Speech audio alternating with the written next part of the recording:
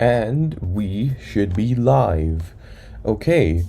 Hi guys, I know right now I'm not in the same setup as before, and also the camera quality is quite shit right now, especially with the light behind me that's potentially causing even worse camera quality. But yeah, this is a live stream where we're gonna be looking at the Artemis 1 launch attempt 3. The third one.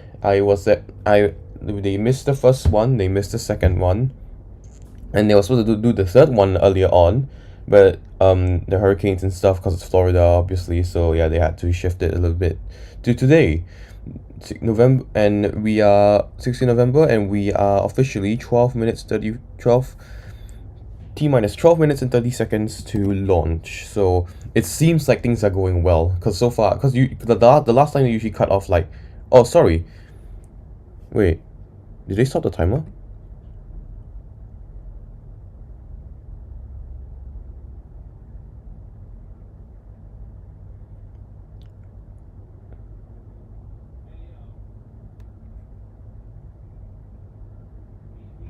Oh wait, hold on.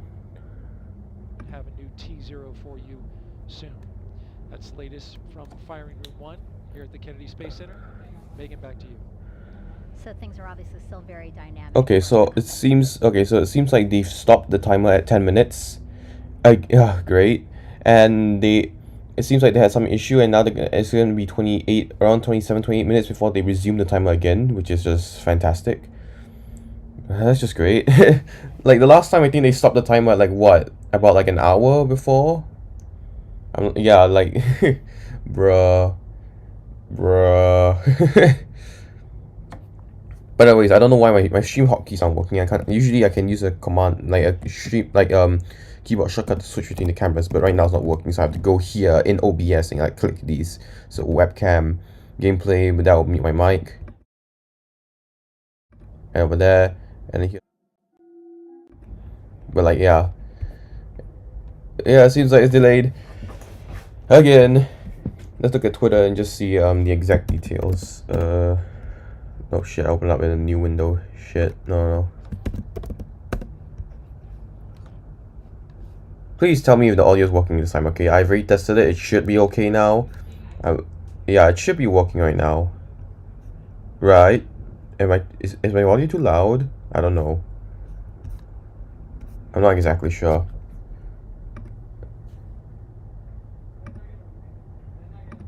Okay. Yeah, 10-minute hold. Yeah, okay. Artemis.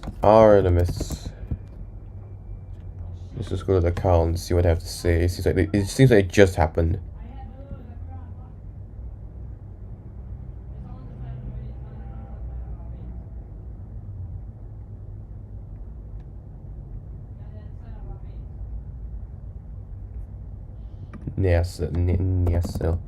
NASA. There's space for everybody.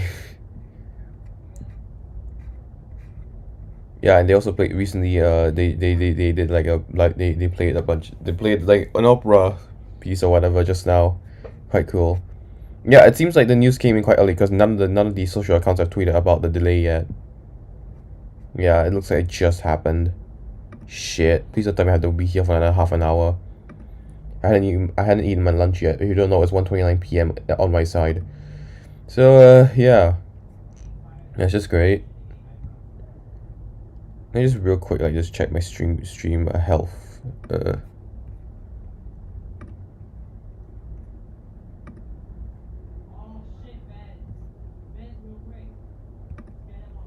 I know the bitrate is lower than the recommended bitrate. Yeah, I know. I'm aware. It sucks. I know. Yeah. See new tweets. Oh, nice. Okay.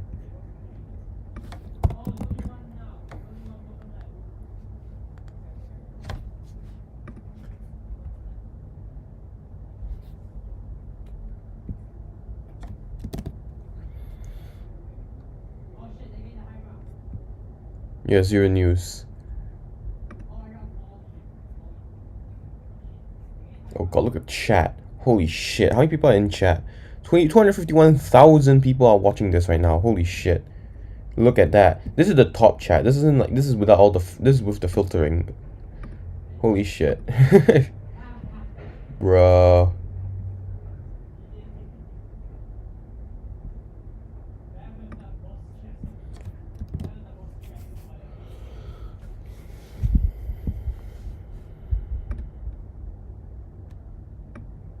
Should I watch something while we wait for Artemis?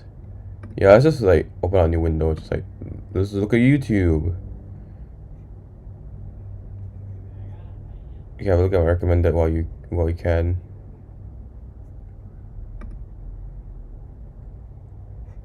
Oh yeah, Among Us VR. I heard, yeah, they recently announced Among Us VR. Yeah. I don't have a VR headset, which sucks. I wish I could play Among Us VR. I plan on getting a VR headset eventually. Like, yeah, I think, yeah, if I could get my hands on one, that I'll probably play a lot the Among Us VR, because it sounds like it sounds fun. I just watched Ludwig play it. Ludwig. It's me, Ludwig. Yeah, sure. Come hang out in the dark with me over here, Lily. Lily, all the way over here, please. I mean, this is appropriate for the Artemis live stream. It's also space Hey, themed, Lily. so yeah, I guess. Okay, If it's the yes, theme. Oh wait, my bad. Sorry, hold on. Sure.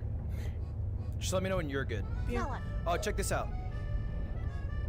Sorry, 1 second. This never happens to me. This is so awkward. Oh, there you go. Oh. Ah, you're dead, idiot. Ah, boom, stupid ass. Oh, the lights are off. When the lights go down in the city and the sun. Hey, how's it going, Toast? Why aren't you fixing the lights? I don't know where the f to go, man. Also, I do this.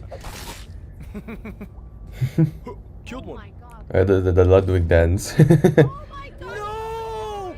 How did someone kill him in his own lobby? Can everybody gather around? dude. We have limited amounts of time, and we need to vote the imposter off, or we lose because there are 2 of them. And Yes. if they don't die, Sussy vodka. you, Ray, you said sus, which means Oh, you're shit, not my watch is running out of 100% sure, 'cause power. That's what I. I'm a trillion She's percent not. sure. So and then- I'm pretty sure I it's don't go to my not charger. Ludwig. You know what? Yeah, I'll go to my charger real quick. Okay. I'll go to my charger real quick. Okay. Enjoy the intermission thing.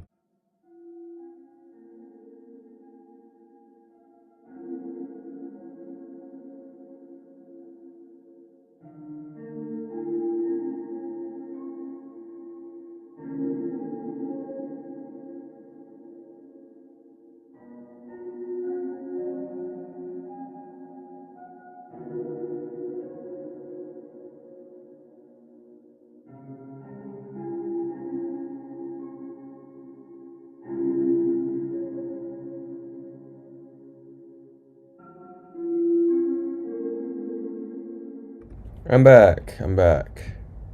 Anyways, has anyone like... Okay, I'll open up my phone. Let's see if anyone's on chat. Wait. 10 seconds. You're calling me in the vent? Oh, I know Ray's a liar now. I know Ray's a liar now. I bet you were. I know. I'm voting Ray. Oh, it's a draw. What? Wait, this is big info. We can negotiate. What do you want? I can do Don't something. negotiate with terrorists. What do you Kill want? Ludwig. Kill Ludwig. Kill Ludwig. What the hell? Okay, Kill maybe we should Ludwig. negotiate with terrorists. Yeah, kill Ludwig. That's our negotiation. All right, Shoto, let's do the killing. What? Shoto! No one's in chat. 0 people. 1 person watching. I don't know who you are, but welcome to the stream. You just told me to Shoto! shoot and I didn't have. Shoto! You caught me with my Shoto! cock out. I wasn't ready. I wasn't ready, man. Fuck that up. I was. Okay, hold on. There's a Artemis. 10 minutes still. NASA. Any word? Nada. Nothing. That's just great. That's just Among Us VR. Let's go. Shoto. Yeah. Okay. What? Shoto! Shoto, it would have been a win!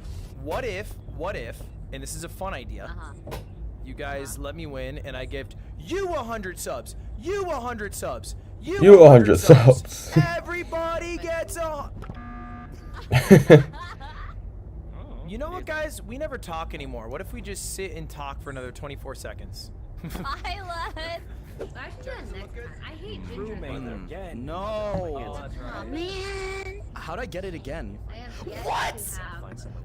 Okay, I got a bit more news on the Artemis on the Artemis mission. I'm not exactly sure if this is verified. Oh, apparently the Artemis countdown is paused to replace an Ethernet switch. They had to. Oh my god, bro! They delayed it so that all because of Ethernet, bro. Oh, let me just verify this. Okay, according to this thing here, the range is the Space Force Eastern Range is having trouble accessing data from a tracking data due to a bad Ethernet switch. Range teams are replacing out the faulty switch and expect this repair to take about 70 minutes to restore radar data. Until the issue is resolved, the range is no go for launch. So it's not an issue of the rocket itself per se, it's just an issue of their Ethernet and trying to view the rocket's radar data. Bruh. They delayed it because of a faulty Ethernet switch. Damn. Bro don't even Damn, they don't even want to use Wi-Fi. No, obviously that's not how it works, but still. Damn. That's so hilarious. Bruh. Anyways, let's Among Us VR, let's go. Okay, here's what happened. I spent the early part of the round hanging out with my dear friend Saikuno. He was having some technical issues, so I abandoned him. Right before I abandoned him, ironMOUSH ran through and said, and I quote, "Somebody's trying to kill me! Ah!" Then sprinted through the lobby. Saikuno, in Saikuno fashion, said, "Well, Bloodwig, even though I'm having some tech problems, I want to check in on my friend ironMOUSH." And then ran to follow her. What did I find in just a few short minutes after that? If it was not his dead body. So I suspect Oh. the Pink It wasn't 08. me! Well then, where did you go? wasn't me. Did you see him? Who did you interact I with? Mouse ran did away. run from his body. I ran He away ran from and your I ran body. into Ray and I started Yeah, crying Mouse because did I was run. afraid. Me And I we hid in saw a that. dark We saw room. that. It wasn't me. I I swear. got nothing. I don't trust you, Mouse, but we could skip. We could skip. But I won't. I will vote for you to die because I don't trust you. How did you not trust me? Because Saikuno is who I trust and love more. No offense. You know what? I don't trust you. What am I supposed to do here? I think you're What? supposed to shoot the things. What? I don't see anything. Shoot the things. Oh, it's not. It's time, Lily. You're not. There's no statistically. You're not. What? I heard you on stream shit talking me for like 10 minutes straight. That's fucked up. Wait. I didn't do that. Wait, did I shot? Was it me talking shit on your dance moves? You said I was bullying you. Wait, how is that talking shit? Lily, you are my #1 bully. Lily, at the wedding, if streams are watching, no.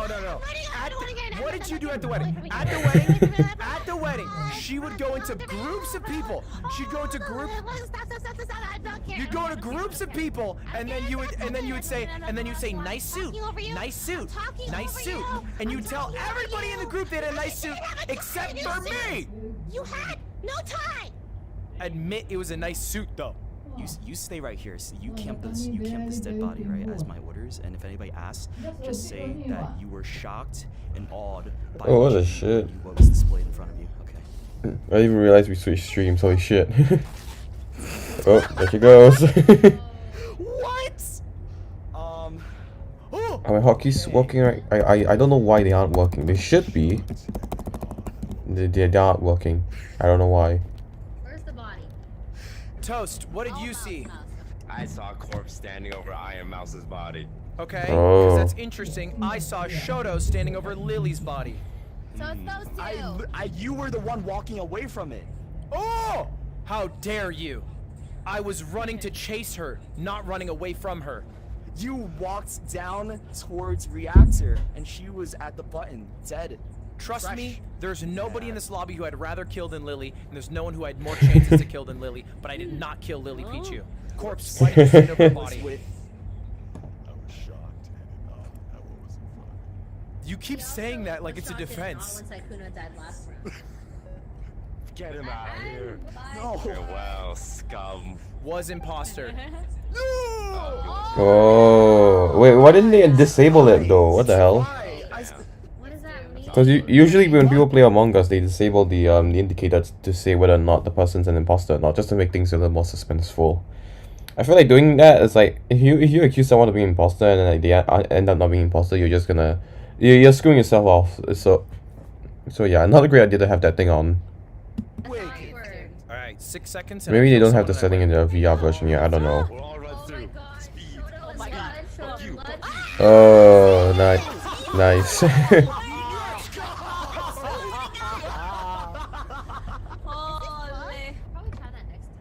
Yo, it's like gonna be getting. Oh, there's a stream delay here. Shit. Are you playing rock? Play.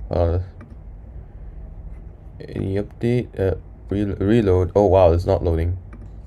Come on. Come on.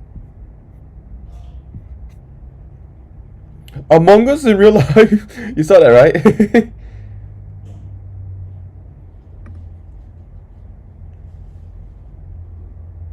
Come on. Women. Yay. What's her name? Sally Ride? Yeah. Yeah, with that woman, the one on the shot of the picture, the one on the shot, not the other women. Woke. Freaking women. Women. Yes. Anyway, still 10 minutes away. We are permanently 10 minutes away. Anyways, I just remembered, right? As y'all know, I just uploaded the 5th episode of the survival series, where we go to the ancient city, and so far reception has been okay.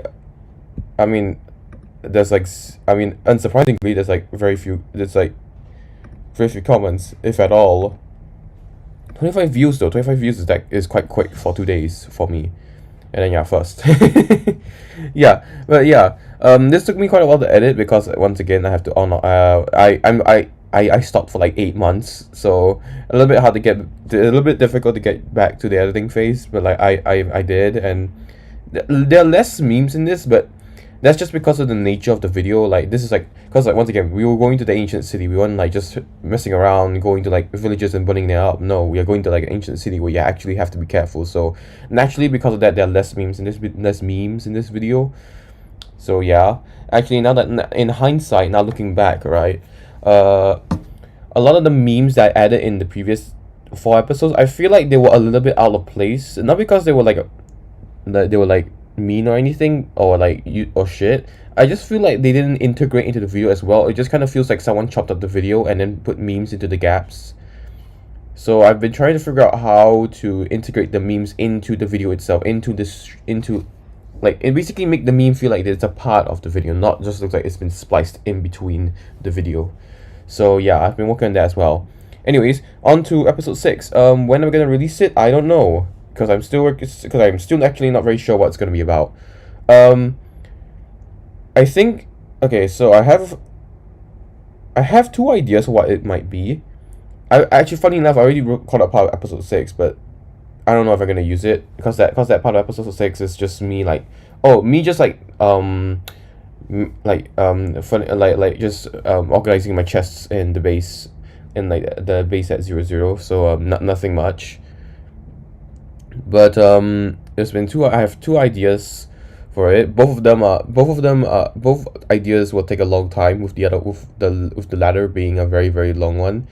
The first one is to build under the highway, because I feel like, okay, so since I'm probably gonna record an episode before I leave the country in mid-December, I might as well like record like an episode where I did something at least somewhat Christmas themed. So I was like, why not?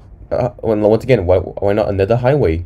Another highway. Let me just check if I'm still recording. If you can hear me. Okay, good. But let's just switch to the webcam.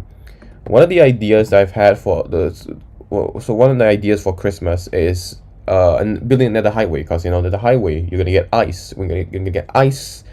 I guess it's Christmas themed. I don't know. That's one, like, just like build another highway. I don't know. Like, I don't know where the highway will go. Probably the end portal, I guess, maybe. But yeah, that's an idea. Yeah, probably like go above the bedrock roof in the nether, then build a highway towards the the where the portal to the end would be about where. And then another idea, which once again, like I said, will take much longer, is to collect every item and every block in Minecraft. That, let me tell you, this is much more difficult than it sounds, and I haven't even started it, and I've already done like so much work just to ensure this. Let me just show you real quick, okay? There you go. I hope you can't see my sensitive info from here. Shit. It should be fine. Here, I've been working on this. So you might okay. So the idea of building the net. Can you see my? Hold on. Can you see my thing? Yeah, you can. Okay. Well, okay, so the idea is, okay, so how are we gonna, okay, so first off is how, okay, so I'm planning on building a long corridor that's just gonna be all the items, all the blocks in the game, including those that are unobtainable, but I have an idea for how I'm gonna get how to quote-unquote get the unobtainable stuff. But like, basically there'll be a long corridor that's just gonna contain every item and every block in the game. Now, the question is, how am I going to organize it? Originally, I thought maybe just to go to the creative inventory and then just like take a screenshot of like how it's organized and then take that and put it in. Only problem is that what happens when new stuff gets added in, like later on bamboo and all that, the bamboo blocks and bamboo planks. Then I'm gonna have to account for that, and then I'm just gonna have to add it at the end of the corridor. But then since I add it at the end of the corridor, it wouldn't be according to the creative inventory, so it wouldn't make any sequential sense. So another way we could do it is another way that I thought that we could do it is maybe organize them into different corridors. Different corridors instead of one long one, just multiple corridors, and then each of them may contain a certain type of block. For example, like deep slate blocks or planks and all that. But there's no fun in that because I feel like having them all in separate corridors is just kind of boring. I feel like having everything all in a single corridor they could look down, that could be potentially 1,000 blocks long, would be so cool. Being able to look down, it's just one long singular corridor. So I needed to solve the problem. So I needed to somehow figure out a way to put it in a single corridor whilst having it still make sequential sense. And I found a way, and that is by organizing them all according to when it came into the game. So, by the way, this is ordered in terms of official releases. So not the betas, not the alphas, not the snapshots, but according to the official release version. So 1.0 download to 1.1, 1.2, 3, 4, 5, 6, 7, 8, 9, 10, 11, 12, 13, 14, 15, 16, 17, and then 18, and eventually and 19, and eventually 20. So yeah, that's the idea. So yeah, I'm just gonna build a corridor that's just gonna be according to the version. And now let me just real quick just check on that. Is there any? I'm just hoping that I don't have any sensitive info on this screen you're looking at right now. There isn't. It's just, yeah, there's nothing. Where the hell is my bloody? There, here it is. Still 10 minutes. Are we delayed a bit? Oh shit! No. What are they saying? And they are ready to go. Right, I know they're ready to go, and maybe you are as well. But Artemis 1 is just the beginning. Then we have Artemis 2 and on. We're learning so much. Anyways, back to okay, yeah, just checking if it's still 10 minutes. But anyways, back to back to this. So yeah, by building it by like organizing them in like this in according to timeline, not only will the whole corridor act as like one long timeline, a literal timeline, but at the same time, any new stuff that I add into the game, I can just add it to the end of the corridor and still have it make sequential sense. So yeah, that's a great idea. So yeah, I think it's a great idea. The only problem was trying to figure out what item was added when. Now the recent items, these are easy, stuff like mangroves and all that. That's easy to tell, but the older the version you get, the harder it is to find information on when it was added into the game. Like, for example, stuff like cut sandstone and cut red sandstone.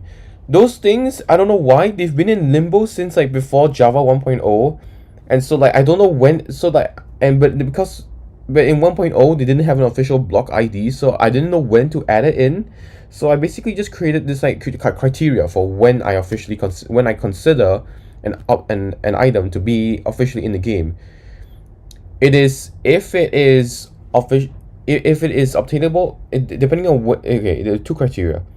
It's either A, when they add it into the command line where you can get into commands, or B, it is obtainable in survival, because some stuff have been in the creative inventory for a super duper long time, even before the first Java edition, but were only given a block ID in like an official block ID in like a later version, and made craftable in a later version. So I have to consider that. And then stuff for the command line that would include command blocks and all that. So yeah, so this is so difficult to do. I'm not even done with this yet. Like, I know I've reached all the way down to 1.19, but I still gotta compare. I still need to compare this with the creative inventory in case I missed some stuff out, because I got this information from the Minecraft wiki, and I don't know why some stuff they don't say outright specifically. Like, some they say, oh, there's this new azalea plant, but they neglect to say azalea, the glowing azalea. They say azalea, but they didn't say glowing azalea. So I have to look through all, I think, 1,100 plus items here, compare it with the creative inventory, and just make sure that this is all correct. It will be a pain in the ass. This is gonna be painful. Once again, I said this will take a very long time, so I have an inclination to maybe put this as an episode 7, 8, as a collection of episodes 7, 8, and 9, and maybe reserve episode 6 for the ice road, for the nether highway. So yeah, I don't think I'll do this, or at least I'll probably still do it, but not okay. Let me be clear. I will do this. It's just that it will take much longer to record this, so it's potentially gonna be like a 3-episode series, 7, 8, 9, maybe, if I even record it by the end of the year. Because once again, school's starting in January, so I don't even know if we're gonna make it to episode 7. You know, maybe episode 6. I don't know, because once again, I have holidays mid-December, so, and yeah, I'm leaving the country mid-December, so I'm not exactly sure. So yeah, that's just an update on what could be planned. So yeah, let's just quickly check on the live stream here.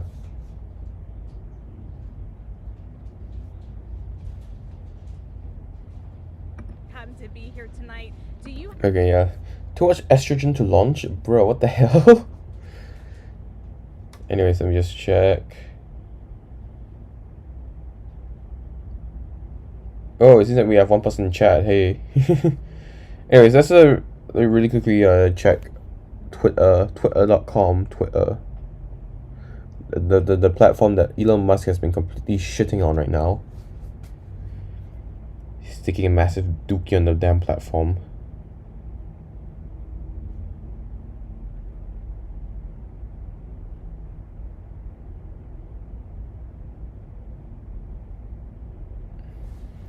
Come on.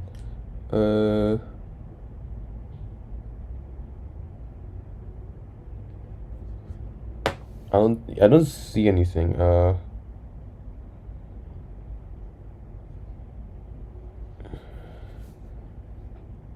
Yeah, still no new word from NASA officially.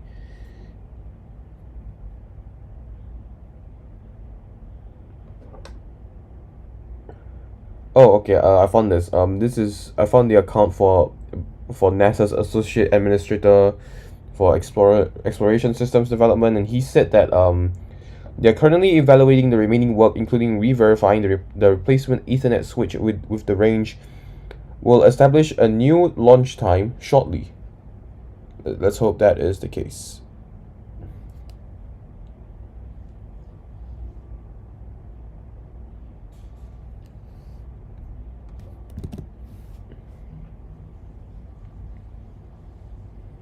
Yeah, funnily enough, it's not even the rocket that has the issue now. It's some sort of Ethernet switch, which is ridiculous.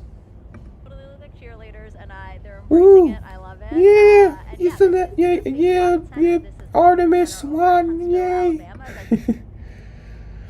Anyways, Okay, it's enough Among Us VR. Among Us. Should I just do a behind the scenes of this shit? I probably should. This was the okay, yeah. You know, let's do a behind the scenes of episode 5. This front part, this is the last damn, look at the gap between my bottom teeth. But this is the last thing I filmed for this video. It's like literally before I exported the final version, I just did this real quick because I forgot about it. I was like, oh shit, yeah, he died, shit. So I really quickly recorded this, and then all this is just me editing the rest. So the way this works is that basically I take the footage. Okay, first off, the most important thing is okay. So the mic audio and the game and webcam are two different files. So the first thing I do is I sync them together so that's why you don't see it here. But when I sync these two, I clap. I turn on the microphone on my computer temporarily and I clap so that I can sync the audio between the laptop, between the video recording and my audio recording. Once I do that, I shut off the laptop mic, cause screw the laptop mic. It's not bad on the MacBook Pro, but the thing is that the fans will turn on and in the laptop, and when the fans in the laptop turn on, it won't sound that great. So then I switch to the microphone in my phone, and then after that I just record the whole thing. And what I do is that the first thing I do is that I sift through the video. I sift through the whole recording, which by the way, this thing was like 2 hours and 59 minutes long, basically 3 hours, and I cut it down. I cut any sections, sections of nothingness, or like take like stuff that, or either that, or I just like speed up the video, like in the case of when we found Yuvenidth, when he came on, and this part where he comes here, and then I speed up this part. This alone was an hour, as mentioned here. Yeah, it took an hour. This alone took an hour. This whole like time lapse. The whole time lapse was actually originally an hour long, and I just cut down the time lapse of like a few seconds. It was so fast to the point that the audio that I sped up also alongside this wasn't there anymore. Like it's just like Final Cut is this thing where if you speed up or slow down an audio file too much, the audio is just gone. So yeah, that's how fast. That's how much time lapse I had. How much I had to increase the speed by. Then after I do all that, cutting down the video, speeding up some parts, then I start, and then I do one final look through just to see if there's anything else I could cut down. Then I start adding in like stuff like zooming in, like these like previously on episode blank stuff, and the occasional zooms of the camera and all that, zoom, and then the like maybe some memes and all that. Oh, I forgot about this. Yeah, new feature. Yeah. And then funnily enough, I added the ending part here, the stuff at the end here. The stuff after the end screen. Well, it's one of the first edits. Funnily enough, this was one of the first edits I added into the game. No, not into the game. No, into the game. This is in Fortnite. But this is the first like edit that I added into the video. Then after that, I just went back because I didn't want to forget about this, because these two memes at the end here were pretty funny. This is life. What's about? Like yeah, after I did that, then I went all the way back in the beginning and I edited it all the way through. Yeah, so that's how it works, you know. Woo! How it works. How's Artemis?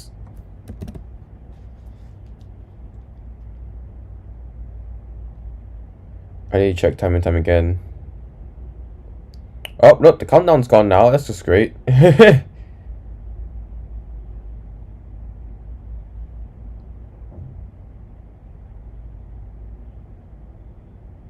nothing official from the official NASA account yet. I don't know why they haven't tweeted anything about the delay. I don't know, man.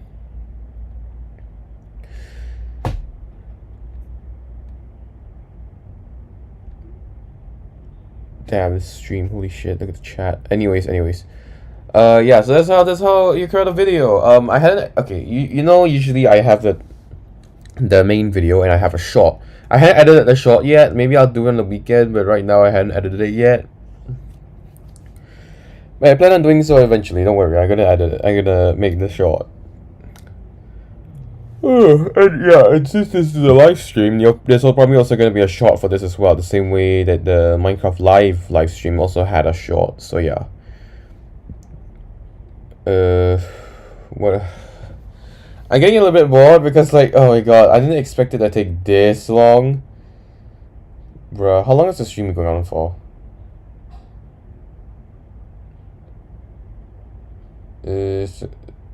It's been 34 minutes. Yeah, has it really been 34 minutes? Holy shit. I thought it'd be less. No, whatever. Anyways, let's just, yeah, no, let's watch skip the tutorial. His stuff is quite fun. Minecraft things that might annoy you. Minecraft is a great Annoy game, me. but even the best Try things me. in life Try me. have I've seen their enough share shit on of Reddit flaws. and So Twitter. today, let's see the Minecraft things you might find mildly annoying. And hey, the YouTube dentist. I can smell lunch. My grandma's cooking lunch today. I can smell it. Wow, it's quite strong. And I'm in like right now in the bed. Unfortunately, I'm doing this in the bedroom right now because right now there's some like works going on. There's some like aircon issues in the usual study room that I do it in.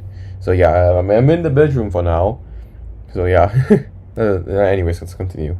You can't subscribe to the channel before this wither skeleton falls off the road. Already did. Ahead Ahead of the curve, baby. That sub button below. It's free and it helps out a ton. Number 1, even though Minecraft is a sandbox, that doesn't stop the game from having unspoken rules. And if you ask me, some of those are just bizarre. Take this ladder for example. Now if we make a path land underneath the wall and then place a ladder, you can see it works just fine. Though if we place the ladder above the grass and then try to make it into a path block, it's a no-go. And why that order exists, I've got no clue. But at least now we've got the proper arbitrary way to pull this off.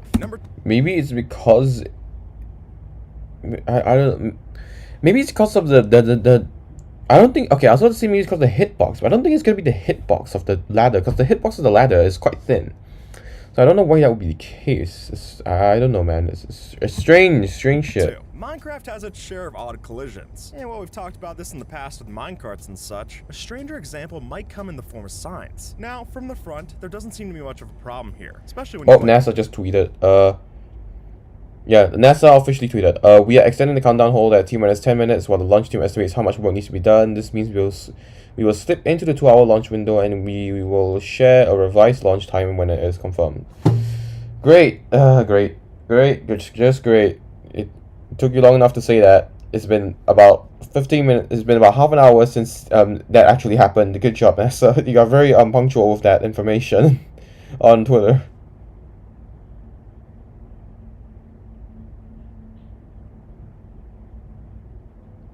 But the thing is that they can't delay for too long. Once again, it's a 2-hour launch window starting at 2:04. It's gonna be 2:04. On my side, it's 2:04 p.m. 2:04 p.m. to 4:04 p.m. is a 2-hour launch window, so they can't delay too long.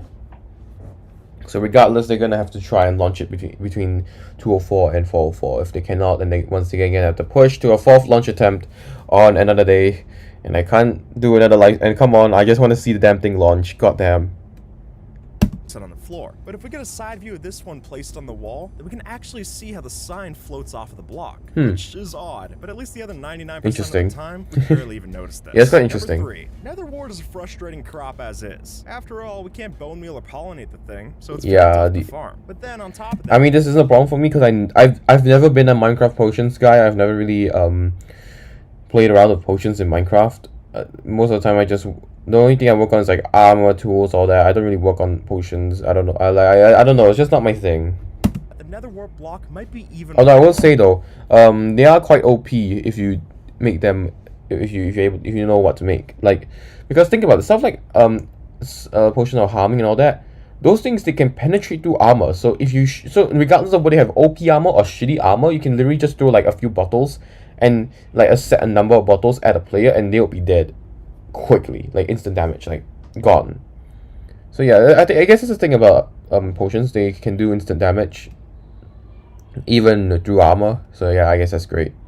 here we can pack 9 nether wart into a block for storage, just like many other materials. Yeah. And unlike those, we can't uncraft it. And Ah, it's meant come to keep on. you from just grabbing it out of the Crimson Forest and instead incentivize finding a fortress, but that doesn't make it any less of a ripoff to craft. Number 4. Damn, that Minecraft sucks. bricks have been around for a long time, and with that storied history dating back to the early Look at the old brick texture. Holy shit. a bunch. And while it's clear to see that it's done a lot of growing up, the texture still has one issue to see. That is, if you look at the bottom of the block, you'll notice that some of the bricks don't line up. Rather, since the texture is repeated, there's not a logical consistency with the brick placement, which is Oh shit! Yeah, I just saw it. Oh my god, bruh. Number 5. If you've messed around with Yeah, it reminds me of the command block texture. If you don't know the command block texture, it's I think what it's 16 by 16, right? Okay, okay, I think they're 16 by 16.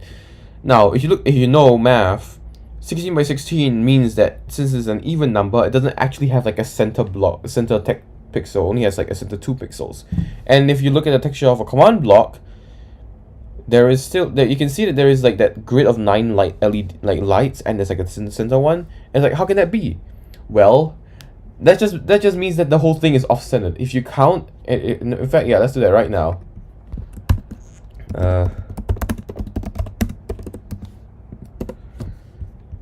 Yeah, look at this.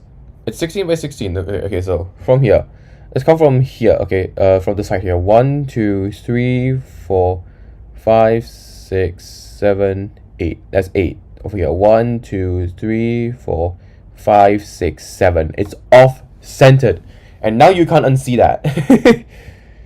And there have been attempts to make it symmetrical, which is neat. I have one that basically makes it still look like this, but looks like this, but like the side here is a bit cut off, so that it's more like centered. Let's see here. Yeah, I saw this as well. This is also an attempt at it. Not bad. I honestly don't mind. This actually looks pretty cool. I don't mind it. Some people hated this because I saw the Reddit thread over here, but like honestly, I think it's alright. Anyways, back to the video. You know that these dispensers can be a very useful block to have. While there's definite benefits to using these things to bone meal crops or pour water into mob farms, they do have one sticking point, and unfortunately for them, it has nothing to do with the block, but rather its crafting recipe. See, since this relies on non-stackable items like bows to craft, there's no way to quick craft the item. And that alone turns crafting one of these into a real tedious mess. Number 6. As we all know, Minecraft's a 3D game, but that doesn't mean everything in the game is a 3D model. For instance, even though things like tools might look 3D when held in your hand, that just isn't so. But rather, the game stitches together these 2D textures into somewhat of a 3D model, which is interesting. But then it causes some like stitching issues. Yeah, I've seen this. Yeah, the Vanilla Tweaks which is a website for like a shit ton of amazing quality of life improvement texture packs. So you should check it out. They have like a stitching fix for that for this. Like they have like a texture pack that allows you to fix the stitching issue. So yeah, you should check it out on the Vanilla Tweaks website. With the Vanilla Tweaks website. Mostly seen along the pixels on the side. And folks, it just takes one quick there you go. Vanilla Tweaks Exactly, yeah. pack to see that a stitch fix is possible. There you go. Yes. And hopefully we could see such in a new update. Number 7. The Ender Dragon is a destructive boss. Truly, unless the block is native to the end, the odds are that it's getting destroyed. Also, let me just really quickly check. Am I using the right microphone for this thing? I just remembered because... Okay, MacBook Pro microphone. Okay, good. It's not using... Okay, because right now I'm using AirPods. The microphone on them aren't good. So thank God they're not using that. In fact, the thing is that... they really like... I mean like... The AirPods are alright. I really like them. I really like them a lot. And I don't regret buying them. But they can get a little bit annoying sometimes. Sometimes they can like itch the ear a bit. And I produce a lot of earwax, so yeah. And while it makes sense that the dragon could break down your cobblestone tower, why are ender chests on that list? After all, obsidian, yeah, that's weird. Would figure these are pretty safe. But as you can see when we put these next to the dragon, I mean, at least the stuff inside them are destroyed. They're on the cloud. They're on Google Drive. That's just not true. But hey, at least if she breaks this chest, your items are still well and good up in the cloud. Yeah, there you go. It's no secret that Steve can work up quite the appetite, but our empty hunger bar only tells a fraction of that story. Because give him the chance to eat a soup or a stew, and the player not only slurps it down, but physically takes chunks out of the wooden bowl, yeah. Which, I'll admit, would be funny if that was the last we saw of the bowl, but since we get it back, I think... Once again, there's a fix for this on the Vanilla Tweaks website. Yeah, it's a very OP website. You should go there. It's really cool. It's filled with a lot of cool stuff. the chewing particles are a bit of an oversight, and maybe it's worth giving Steve a bit more manners in the future. Number 9. The addition of stripped logs into Minecraft brought a huge shift to building, because finally we had something that resembled the texture of logs while matching the color of the plank textures inside. Or at least, they mostly do. Since if we were to line them up, it's clear to see that dark oak just doesn't fit up with the rest of the pattern. Yeah. Which is a shame, since the darker shade for the dark oak texture would look quite nice. And while there might be points for changing this just for consistency, I will admit that current stripped dark oak does look quite nice as well. Number 10. If you've ever played the 2 versions of Minecraft, then you know that Bedrock and Java have a fair amount of mismatches. Yeah. Well, potion cauldrons. Yeah, for example, yeah, potion cauldrons and the fact that snow actually falls when you break the block beneath it, and the what's it? The using pistons to move container blocks. So you can use in Bedrock you can use pistons to move stuff like chests and stuff like that. It's annoying that you can't do it in Java. I don't know why they haven't made any attempt to fix these minor things, but I don't know. Hopefully they fix it in the 1.20 snapshots. Cool to see in Java. I think Bedrock's versions of armor stands is a gold standard. It is, yeah. Here, the armor stands can not only be posed, but also have arms by default. For contrast, in Java, the armor stands can only hold things with the help of special commands and NBT tags. So, yeah. Mojang, all I ask is. I don't know why that's the case though. Like, I was when I first had an armor stand in an older Minecraft world, I was like. I was like, why can't I put it in like this specific position? I've seen it before, right? But then apparently no, you can't do that in survival, which sucks. These armor stands a hand in the future. Number 11. With the Nether update in 1.16, we got something of a counterpart to cobblestone. Here we could use blackstone as a substitute for crafting stone tools, furnaces, and even brewing stands. Which is nice, but it's not a complete replacement. For some reason, unlike cobblestone, blackstone can't be used to craft pistons or certain pieces of redstone equipment. Which, I get it, the Nether isn't exactly the place to do redstone machinery, but I also that's get an only doing interesting half the consistency. assignment, so why not give blackstone the proper welcome to the crafting side? Number 12. While Mojang works to bring Java features over to the Bedrock edition, one notable exception so far is the lack of a hardcore mode in Bedrock. Okay, playing hardcore on a Bedrock world is on a Minecraft Bedrock world. That's such a mouthful. The reason why it's such a bad idea to have hardcore on a Minecraft Bedrock world is because have you seen the number of bugs there on there? Like, bro. I don't know why, but okay, so the Bedrock worlds run on an internal server that for some reason just loves to lag, even though it's internally on your device, and because of that, it causes it to it can lag just like in a normal server, meaning that you can just be walking around and you just suddenly like die because maybe you took this maybe you took you went 2 blocks down and you got a little bit of damage, and oh no, that's a bit too, and then it interprets it as you fell from a tall height and you die and shit. Like, dude, random deaths happen so often on Bedrock, so having hardcore on Bedrock is a bad idea, a terrible idea. Which seemed disappointing until you realize Bedrock's tendency for there you go. Damage. Yeah, there you go. Cases like this, where the player just seemingly dies out of nowhere with no rhyme or reason. There you go. It only takes one look towards something like Reddit to see just how much this annoys the community. So yeah, there's even a full subreddit. Yeah, hold on.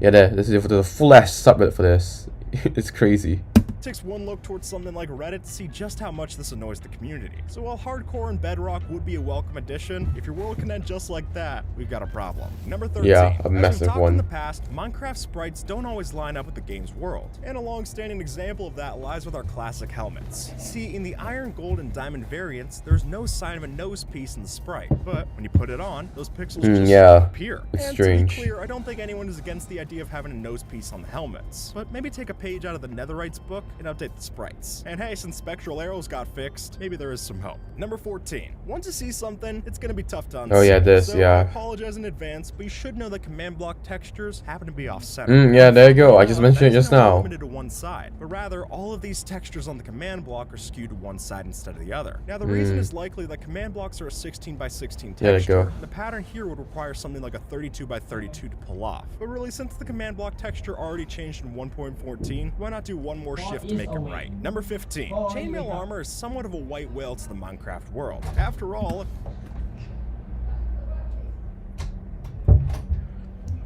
yeah, sorry, that was my brother. Yo, shut up, Siri. Shut up. Yeah, that was my brother. Yeah, because, okay, whatever. Let's continue.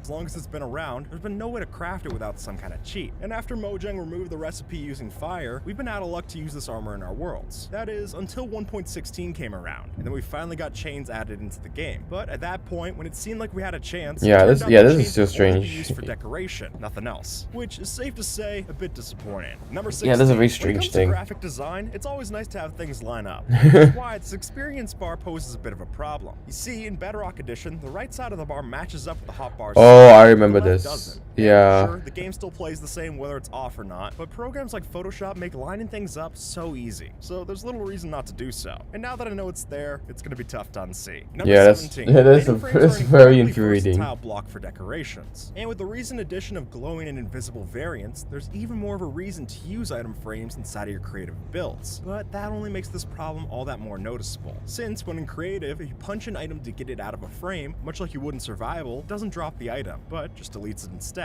And that can be quite annoying and definitely unintuitive. Why is that the case? That's such a weird bug. Just drop the item. No, I don't know if it's a bug. I don't know. Villagers are an irritating mob, but when you try to move them, that frustration cranks up to. Yeah, okay, so in my Minecraft world, there's that one level where like where there's like the tinted glass we can see inside of the zombie we can see the zombie spawner. I'm thinking of using that room as villager trading room, but the only problem is that I have to like build the minecart rail and like build it all the way to like the village, all the way on the opposite side of the world, and I go and like I get them all the way back there. Like it's just gonna be a complex process to get them all to the base. 11. Since they can't be led around like pigs or cows, we need something like a boat to take them long distances. But using a boat in a village, I don't understand why this is. I don't understand why they haven't made this so much easier. Like it's so annoying. Anyways, I think I already know what he's about to mention. This, once your boat goes onto this lower on this path block, it will be a pixel lower than the grass, and for some reason that 1 pixel difference causes the boat to not be able to get off the path. You have to break the boat and then get out, get the villager back in the boat on the grass, and like. Yeah, it's an annoying ass process.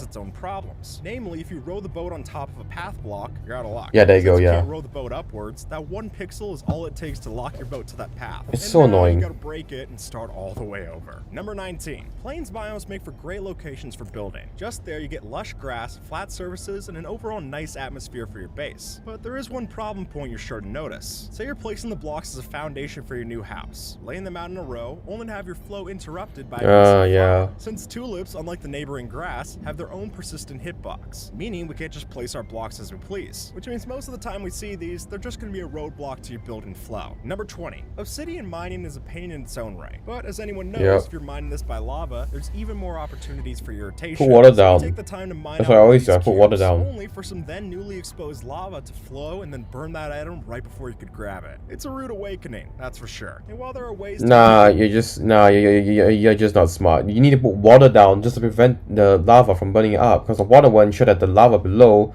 turns to obsidian before it can burn it up. The risk by using a water bucket, that doesn't bring back the one I lost to the fiery abyss. And all that it sounds like a skill issue, dude. That's your fault.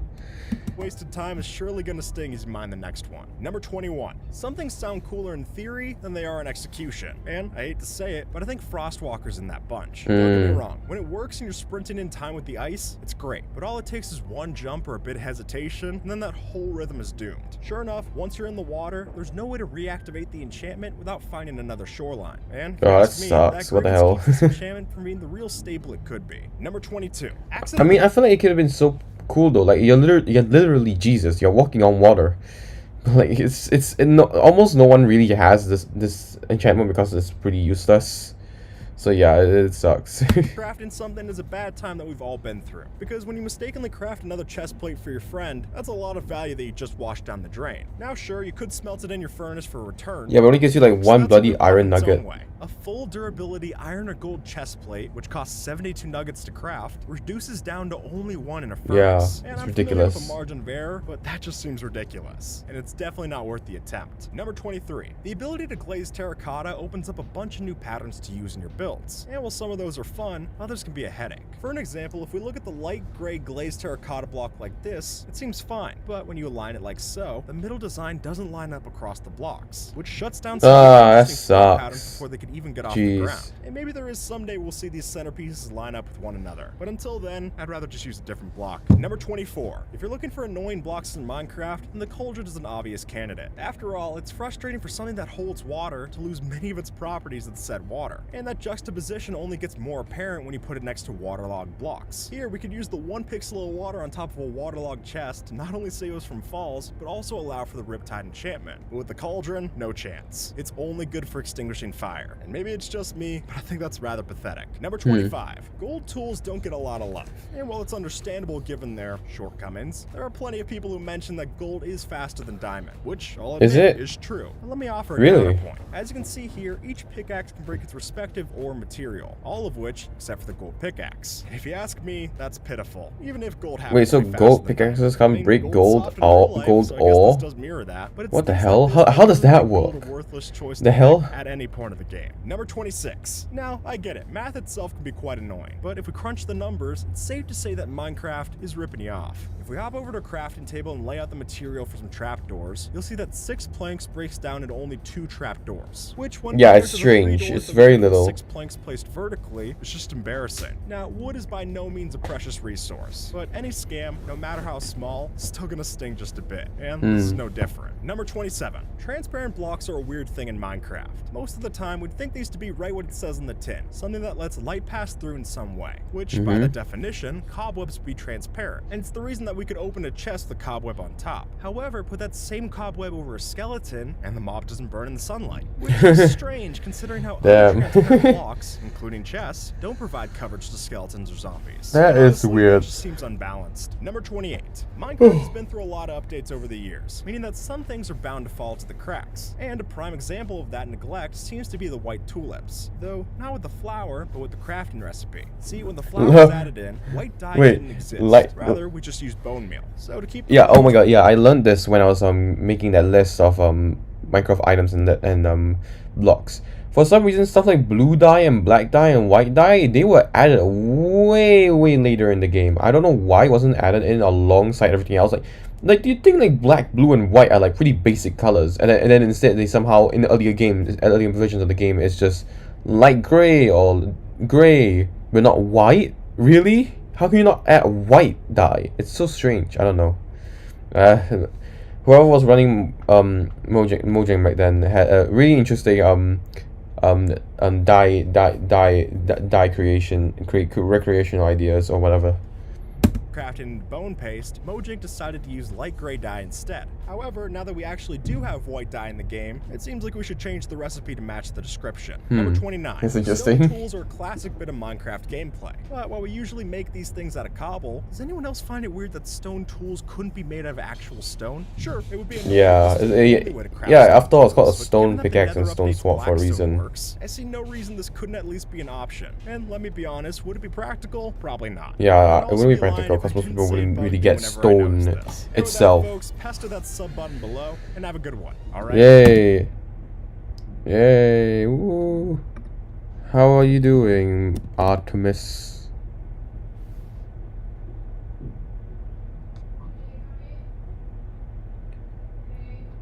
Nothing. Yeah, nothing.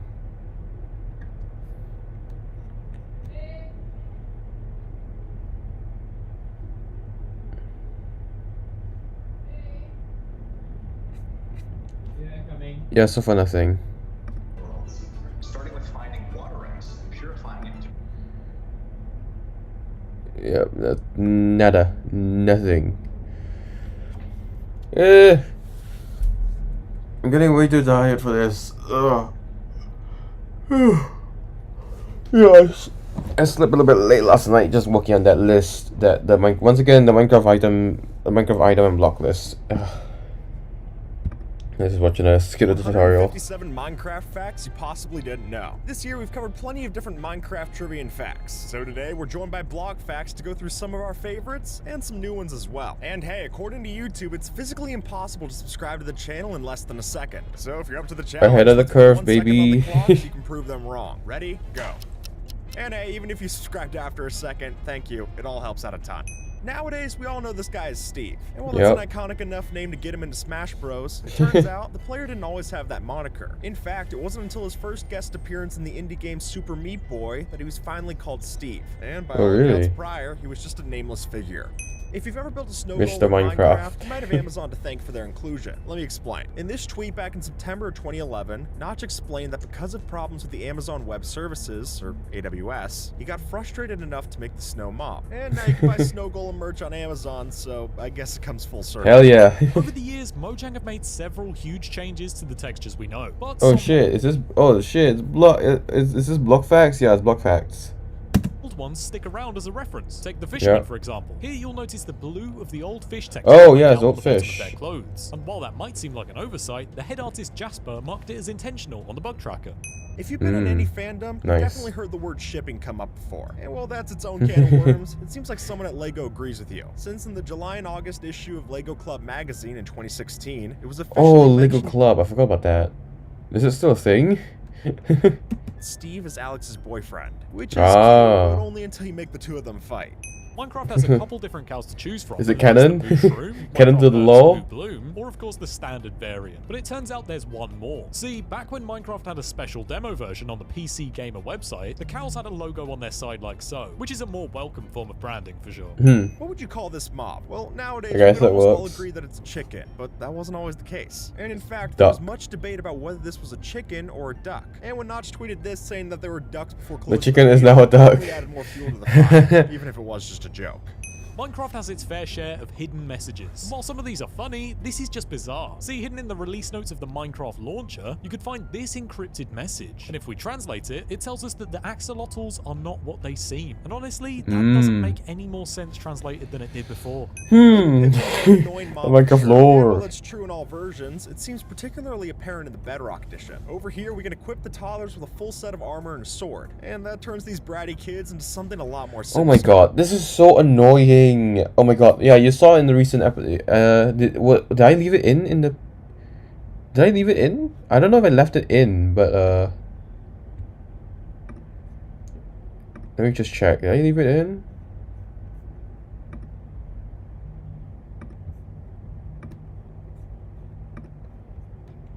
I don't think I did, but, yeah, I didn't leave it in, but okay, around this point when I was trying to get back to after I died, right? After I died from the stupid fall damage, that still doesn't make any sense. When I get back, I don't know. Once I got back, it just so happens that a piglin like walked towards my items. Like I was walking towards my items. Then another piglin just so happens to walk towards the items as well. I think it's because he was trying to chase me because I wasn't wearing any gold armor, and he picked up almost all the armor. And unfortunately, I was able to get the sword, and I was able to. And wait, no. In fact, I think he only picked up a shield and a helmet. Yeah, I think he picked up a shield and a helmet. Fortunately, I was able to take a sword and like beat him into the lava before I could do anything. But it's so annoying that they do that. And what's worse is that it almost looks like he was trying to like. Because once again, I was also close to my stuff, and then he suddenly runs towards it. It almost looks like he was like trying to like screw with me or something, which just annoys me to my core. Like, oh my god, it's so annoying. Anyways. But if you try this, just don't give them a gold sword, otherwise they'll pocket that like any other ingot. A primed piece of TNT is a worrying sight. Although if you have an anvil, this might just save your life. See, since we can overlap the anvil onto the same block as the TNT entity, we can have the TNT explode inside of the anvil. And because the anvil has a high blast resistance, none of the blocks nearby will be destroyed. That's when cool. You think of mobs, that's really interesting. Like this, or this, but probably not this. Though when they were first added in back in the Java Edition survival test, they were just that. And initially, signs would only spawn by pressing the B key, at which point it would say the text, this is a test of the sign, each line could be 15 characters.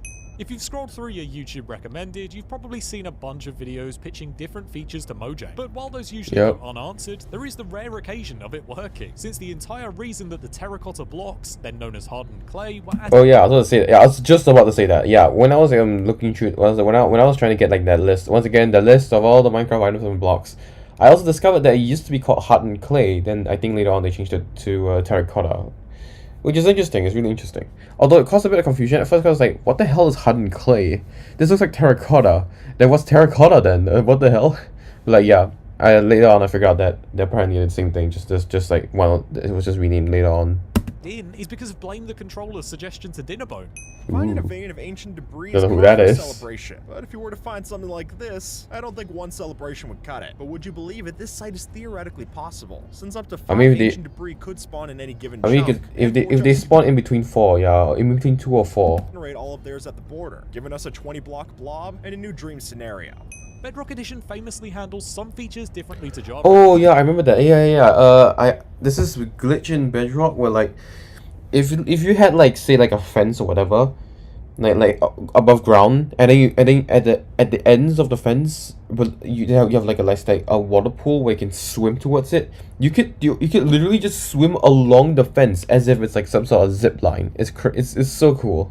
While that can sometimes be groan-worthy, here it's just strange, since if we were to name our boats like so, then when placed, they present a name tag like any other mod. So if you really want to show off your fleet at the harbour, this might be the best way to do it. That's actually quite cool. When Mojang makes a change, they aren't always decisive, and sometimes that means a feature gets added in, and oh yeah, I remember this. Oh my god, yeah, I remember when I used to watch popular MMOs, and then in the Lucky Block races, he would like, if he gets enough like gold, he would like take the golden blocks and put it around an apple to get an enchanted golden apple. Like, bro, I remember those days. And when I learned that no longer exists, I was like, bro, this sucks. Moved in a later update, but this seems particularly indecisive because back in the inf-dev stages of Minecraft, 4 updates in a row saw leaves change to not decay, decay, not decay, and then decay once again, which is quite an identity crisis. But luckily, it's been solved.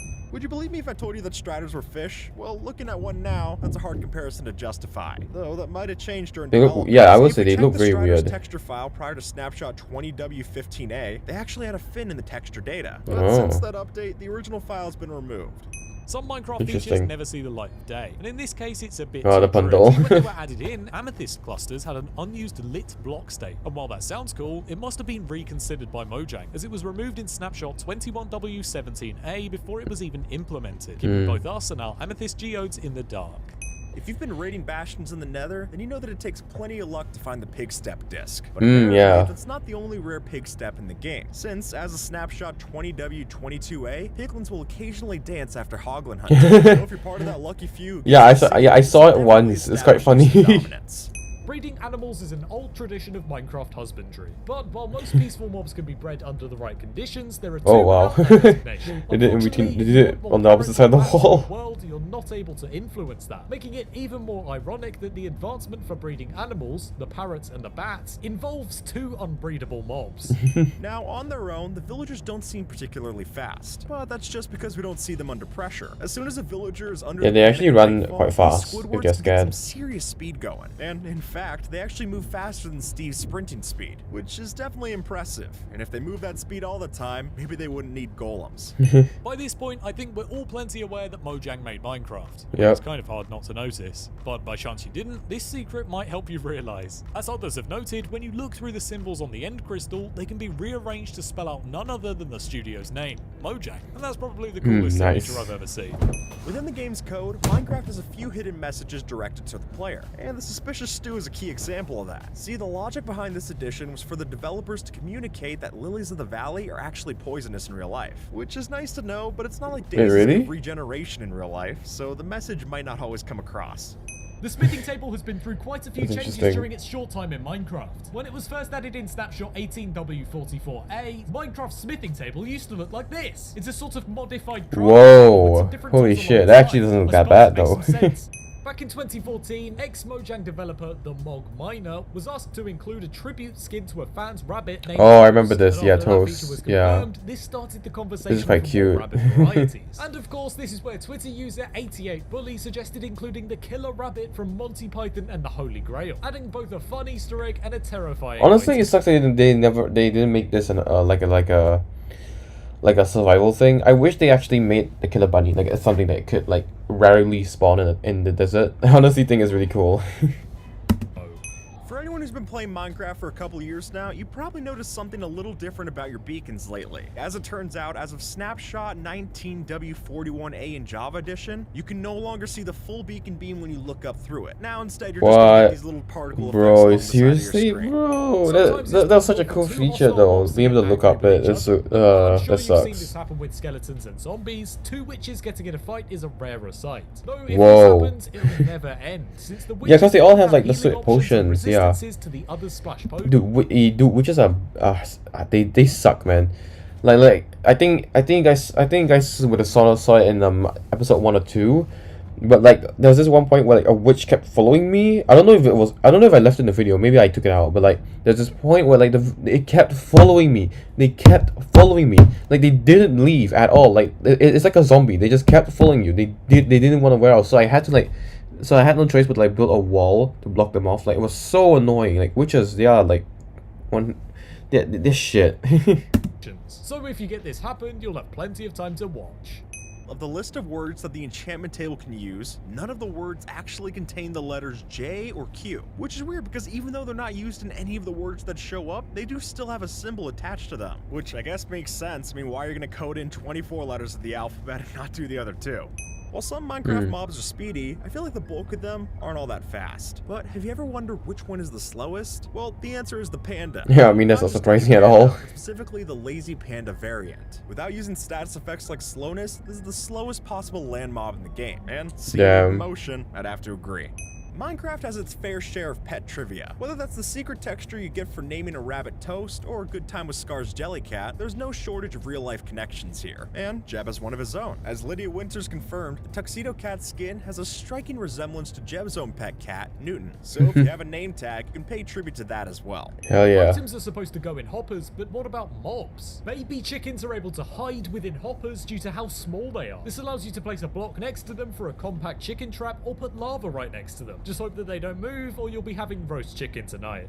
With the advent of bees in the 1.15 overhaul, Mojang gave us something new to put in our bottles. And while that's nice, there is a little detail here I can't quite understand. If you look at the two textures, you can see that a honey bottle is 4 pixels more full than a water one, which is strange, but maybe that's why we can't craft water blocks like so.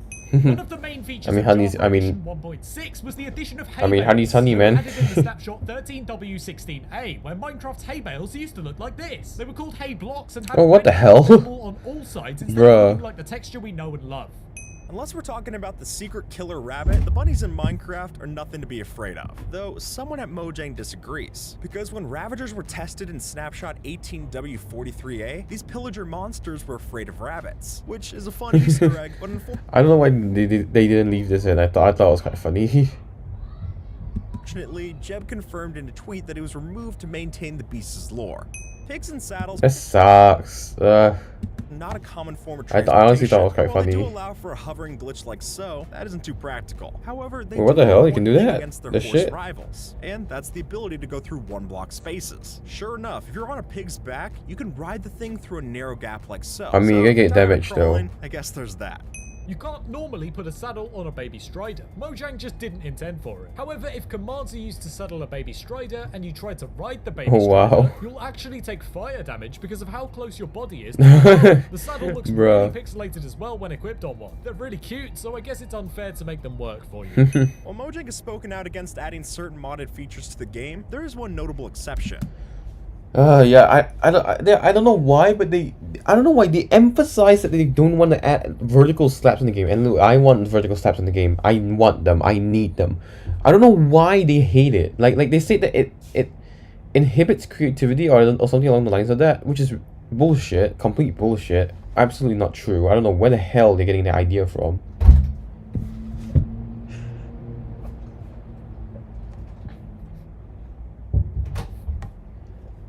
Sorry, that was that's my brother again.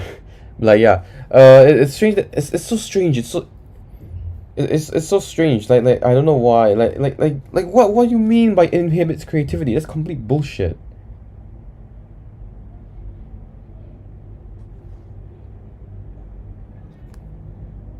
Anyways, let me just check. The stream's still on. Yep, the stream is still on. Okay. Anyways, complete. I don't know why. I don't know why. Like Mojang is weird. I mean, once again, they're the same guys that also added chat reporting and all that. So yeah.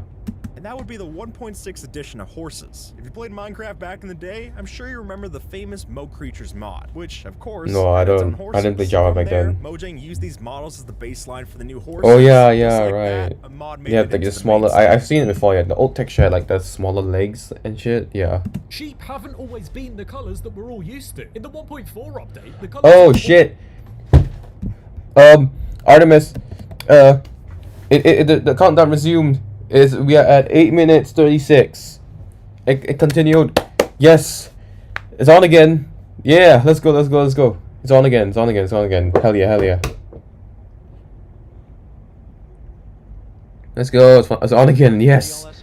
This is the closest we've ever been to launch. The closest. This is the closest we've ever been to launch. 8 minutes. T-minus 8 minutes to 30 seconds. Oh my god. Finally. Holy shit. Why is my phone more up to date than the laptop? Why? The phone's at 8:02. This is 8:18, bro. You're late, bro. Ah, whatever. I don't care. Bro. Yes.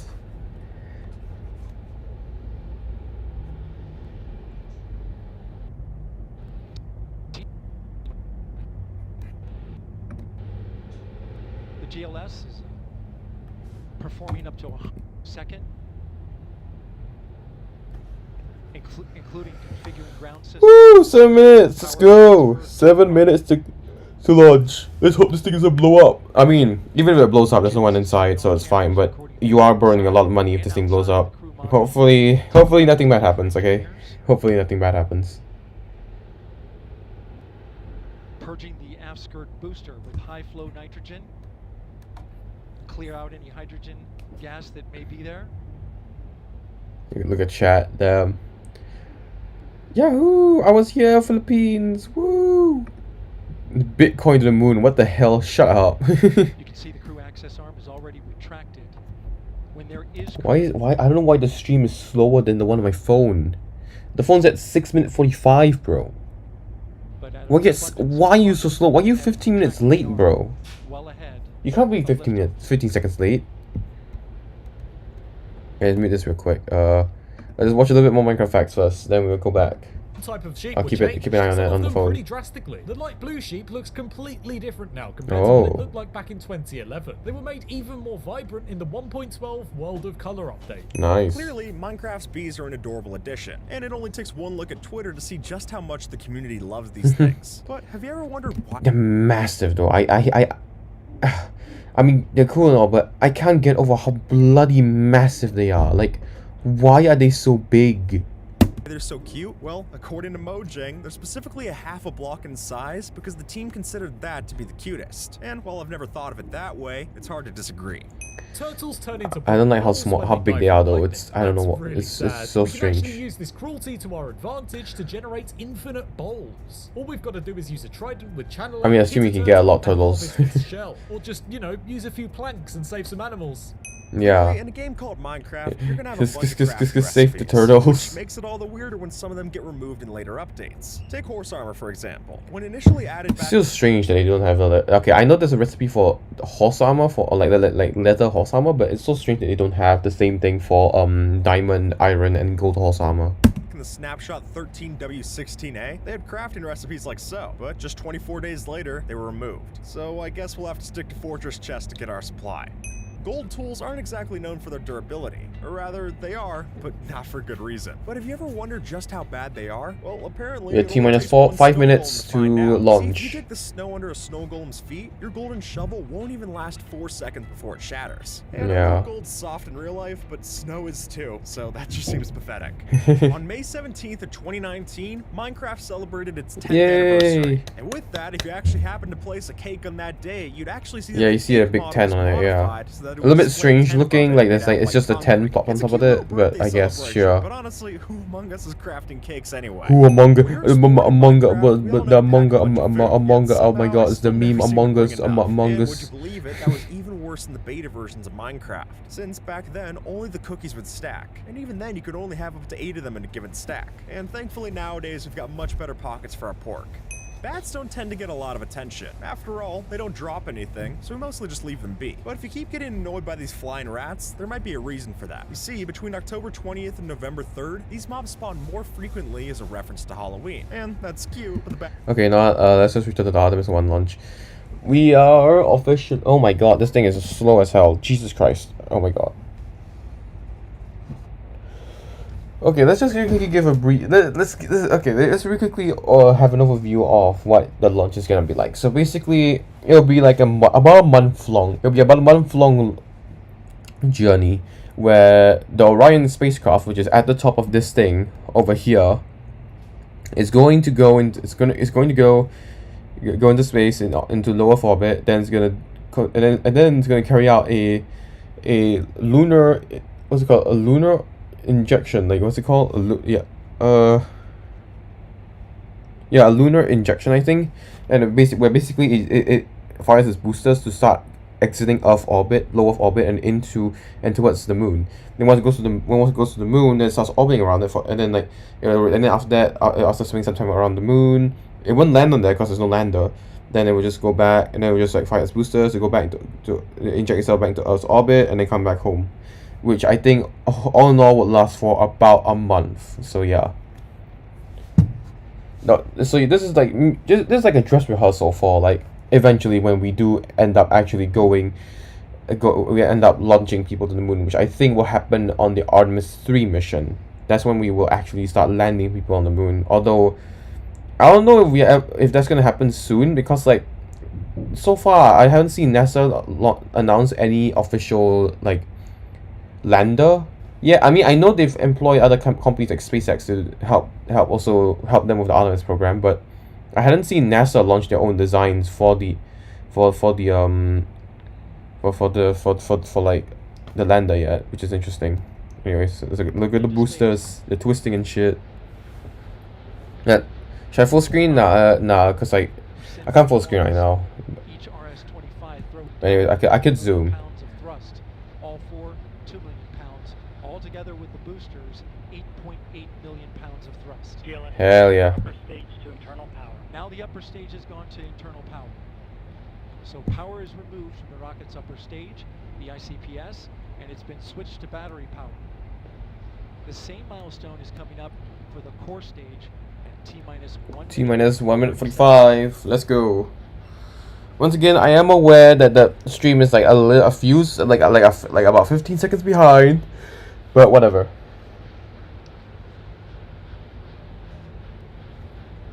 GLS, go for core stage to internal power.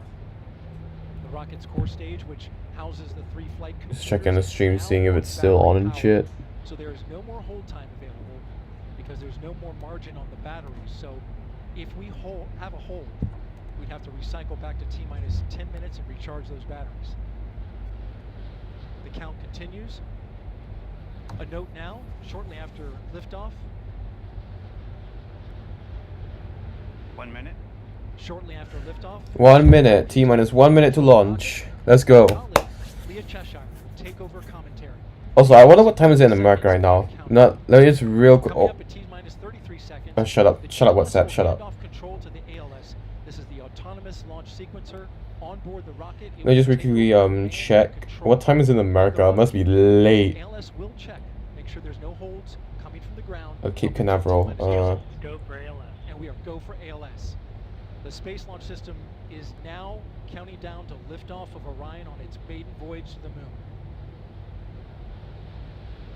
Launch team can no longer recycle the count. Sound suppressor water now flowing under the ML.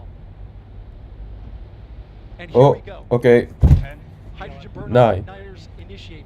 Oh, 7, 6, 5, 4, 3. Holy shit. 2, 1. Let's go. Oh, look at that. Hell yeah. Finally. Let's go. Finally, after so long. Damn. Finally going back to the moon again. Jeez. I mean, not yet. This is just a unmanned craft, but still. Yep. So far, no issues. No fire whatsoever. No challenger. Great.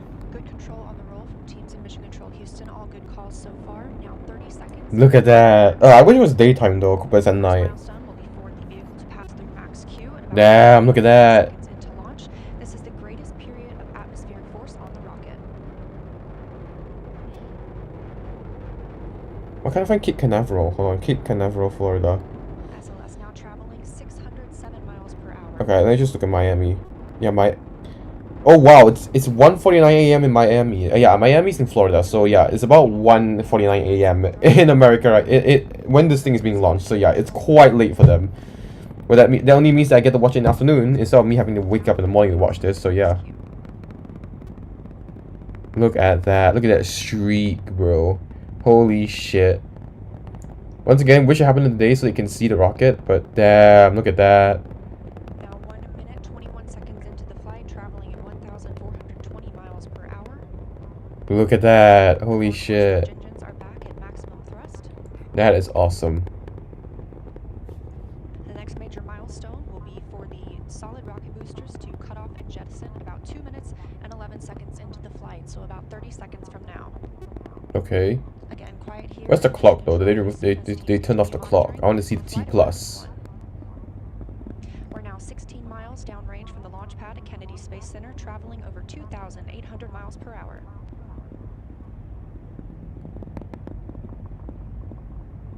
Standing by for solid rocket booster jettison and shortly thereafter.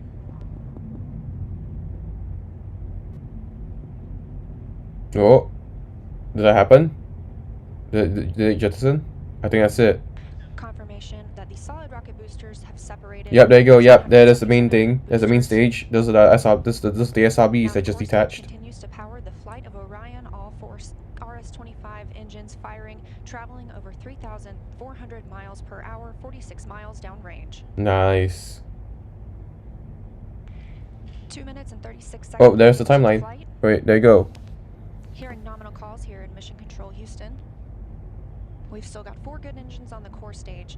Next up, we'll be looking for the service module fairing to separate. This is 3 15 by 15 foot fairing panels, providing structural support, protecting the service module. Those will separate at about 3 minutes and 11 seconds into flight, and very shortly thereafter will be followed by the launch abort system separation. Okay. Yeah, you can see at the bottom there, SRB set. SRB being the side boosters. Artemis 1 now traveling over 4,060 miles per hour, 83 miles downrange.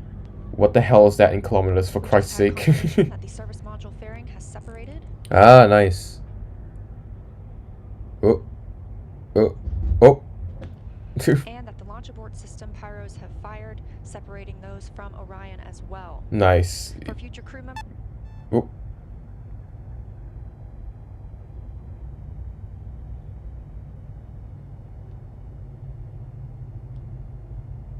What is happening? Oh wow. I just heard the call for 3 engine press, meaning if SLS were to lose an engine at this point in the mission, we could still achieve a nominal mission.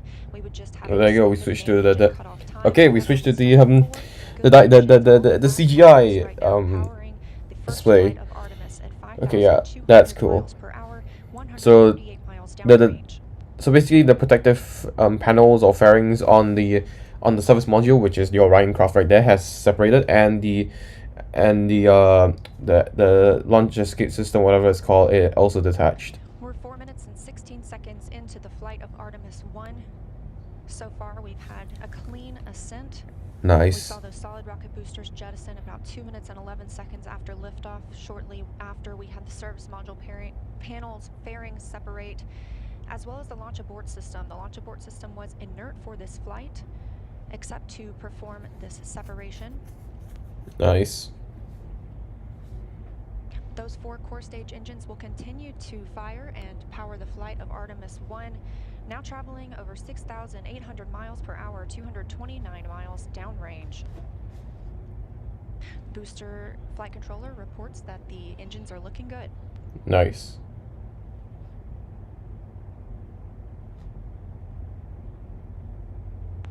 Our core stage main engine cutoff time is about 8 minutes and 3 seconds. We are now at 5 minutes and 11 seconds. Oh look, Kyrie texted a bit. Minecraft, bro, did they launch already? I forgot about this.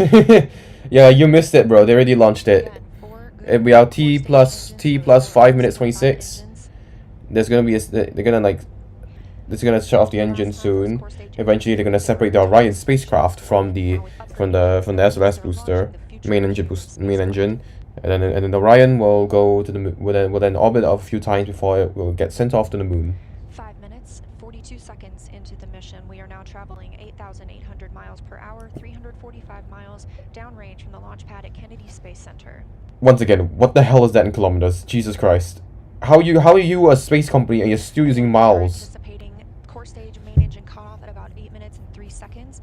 About 10 seconds later, we'll see core stage separation, at which point Orion and the interim cryogenic propulsion stage will be flying free. Nice. So 2 minutes from now, the main booster will shut off, and then a few seconds following that, it will separate. 10,000 miles per hour, 6 minutes and 15 seconds into the flight of Artemis 1. What's 10,000 miles per hour in kilometers per hour? Loops in Mission Control Houston. Teams continue to monitor. That is 16,000. 93.44 kilometers per hour. 16,093 kilometers per hour. Holy shit. America.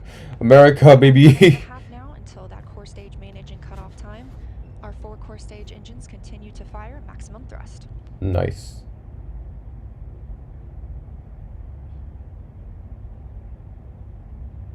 America, Africa. Just checking the stream on my phone. So far, it seems like it's all right. Now traveling over 12,800 miles per hour, 563 miles downrange. Again. Is it okay? It seems like it froze. Did it freeze? Oh no! Oh no! It wasn't frozen. I'm just looking down and I'm sitting so still that you can't tell that I'm not. That I'm like whether or not if I froze or if the stream is okay. Okay, so I need to move a bit so to make sure that it doesn't look like it just broke. Okay, so remember, around 8 minutes, separation would happen. It would commence. 30 seconds now until core stage main engine cutoff. All 4 engines continue to throttle down. Okay.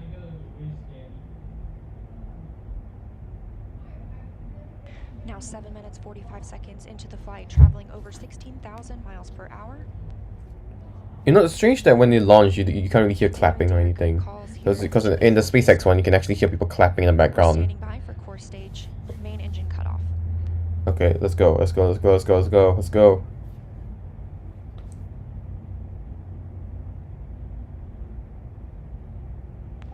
And we have confirmation of core stage main engine cutoff. Okay. Orion, and it's now in Earth's orbit. The flight dynamics officer reports that Ooh, nice. It's separated. Hell yeah. And we just heard the call for core stage separation. That means Orion and the interim cryogenic propulsion stage are now flying free from the core stage of the Space Launch System. Nice. The next milestone will be solar array deploy approximately 18 minutes after liftoff. But before Orion stretches its wings, let's check back in with our friends at Kennedy Space Center and hear all about what it was like to hear the rocket roar off the launch pad. Hell yeah, okay, sure. I've got to hear all about it. Well, if you're just joining us, welcome to NASA's Kennedy Space Center, where we just watched Artemis 1 launch, our first step towards our next adventure into deep space. As Leah said, I'm NASA's Megan Cruz, and this is NASA astronaut Kayla Barron. And I'm kind of still giddy and speechless. I don't even know how to explain how I'm feeling right now. I feel the same way. This is the first launch that I've been able to watch in person. And I've got to say, it was incredible. It took my breath away, and I was tearing up. You know, yeah, What an amazing accomplishment for this. Okay, gonna lower the volume a bit. So I'm just gonna let's just look at Twitter. Let's see some of the pictures that people captured. So because I know there's gonna be people capturing the capturing the rocket, like lifting off.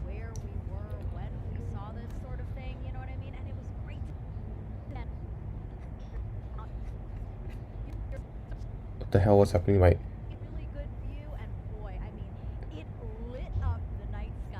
Okay, I don't know why my AirPods disconnected for a second there. I don't know why.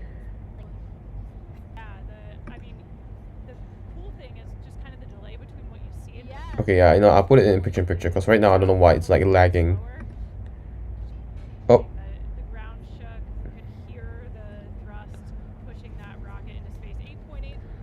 Damn, look at that. Hell yeah, look at that.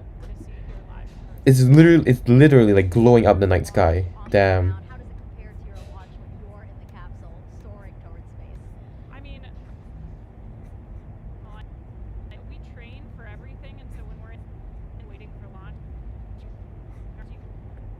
What the hell is happening to audio?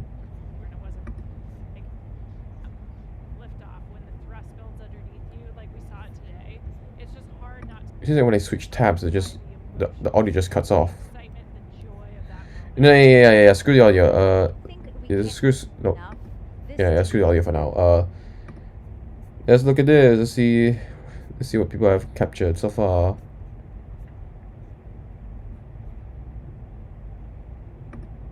I don't know what Buzz thinks about it, because we don't know Buzz Aldrin, the second guy to land on the second guy to step foot on the moon. I wonder if he's I wonder if he went to watch this, because I mean he landed on the moon. He stepped foot on the moon himself, so he would have experienced. People on the East Coast waiting for Artemis. Yeah, I bet they're tired as hell. Damn. Okay, not a lot of photos yet because I think people still have to edit the photo and like import their camera from their DSLR to like their phone or whatever, and then like post it from there, I guess. So like yeah, plus there's an edit.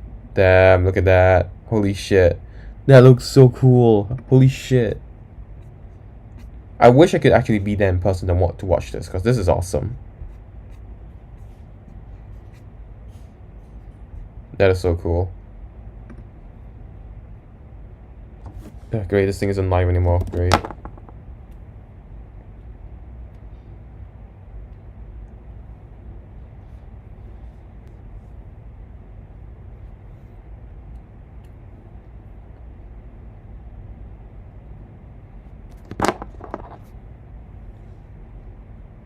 Firing room where Charlie Blackwell-Thompson is about to address her team after a whole lot of hard work and preparation to get to this moment.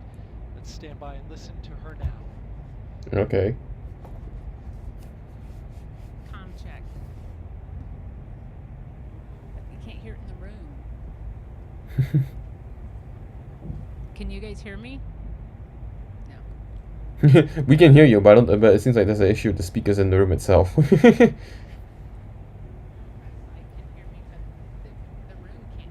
Yeah, the room can.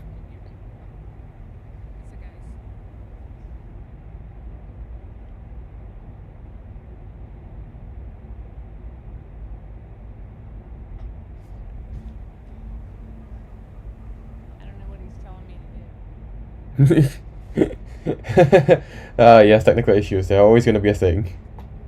Even for NASA.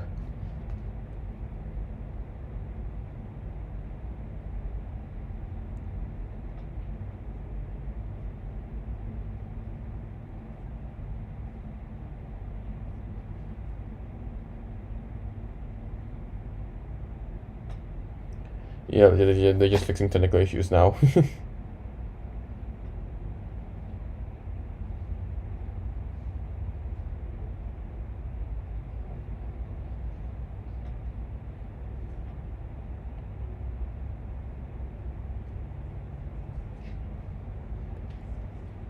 Is here.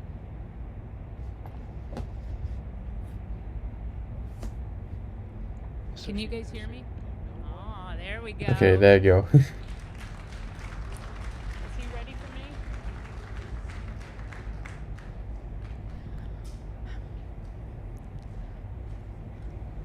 Well, for once, I might be speechless. So you guys know I have talked a lot about appreciating the moment that you're in. And we have worked hard as a team. You guys have worked hard as a team for this moment. This is your moment. Hell yeah.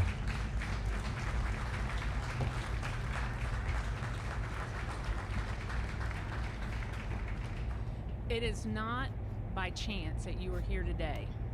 So I want you to look around at this team and know that you have earned it. You have earned your place in the room. You've earned this moment. You have earned your place in history. You were part of a first. Doesn't come along very often. Once in a career, maybe. But we are all part of something incredibly special, the first launch of Artemis.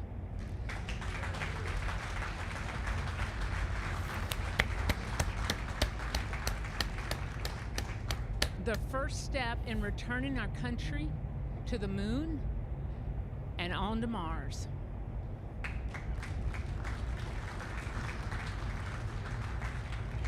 What you have done today will inspire generations to come. So thank you. Thank you for your resilience. You know, I said at the pre-test briefing, the harder the climb, the better the view. We showed the Space Coast tonight. What a beautiful view it is. So congratulations. Wish I was there once again.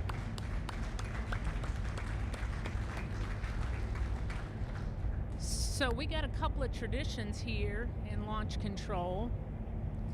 And the first one is when you're in the position for the first time, you get a tie cutting.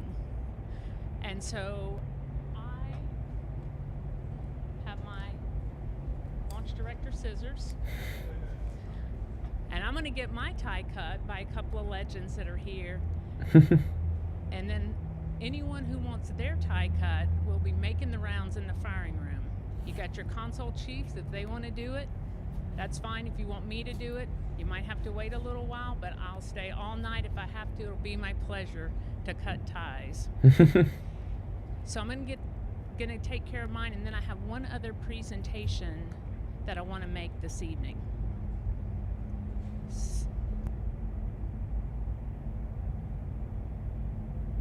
You're gonna cut the tie now.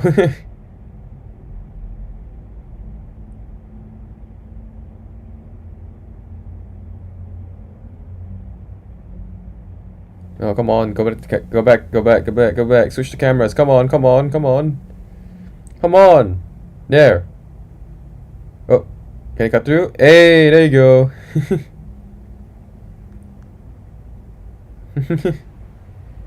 Hell yeah. Woo, hi, don't call me a minor, oh my god. I know that's part of the username, but god, don't call me a minor, holy shit. That's gonna age very badly once I'm 18 next year, okay? Don't call me a minor. Why'd you even call me minor anyways? There's two other syllables you could choose from. Thanks, Megan. And yes, we're here in Mission Control Houston, still monitoring the Artemis 1 mission and the first flight of Orion atop the Space Launch System. So far, we saw successful liftoff at 1:47 I love my time, all the way through separation from the core stage. We now have Orion and the interim cryogenic propulsion stage flying free. And we've just heard that we have initiated solar array deploy. So so the solar panels got deployed. Nice. Battery power, but stretching things Guy, will allow it to yes. on those batteries and significantly extend the time it can Hi, Guy. Hi. So solar array deploy takes about 12 minutes. We have 12 minutes. solar arrays that we need to deploy and latch. So now they're just gonna like take out the solar panels, like, you know, deploy it. Back to Earth. Once these are properly configured, again, Orion will no longer need to rely solely on battery power. Nice. We expect this to be done about 30 minutes after liftoff. Right now, we're 19 minutes since liftoff today.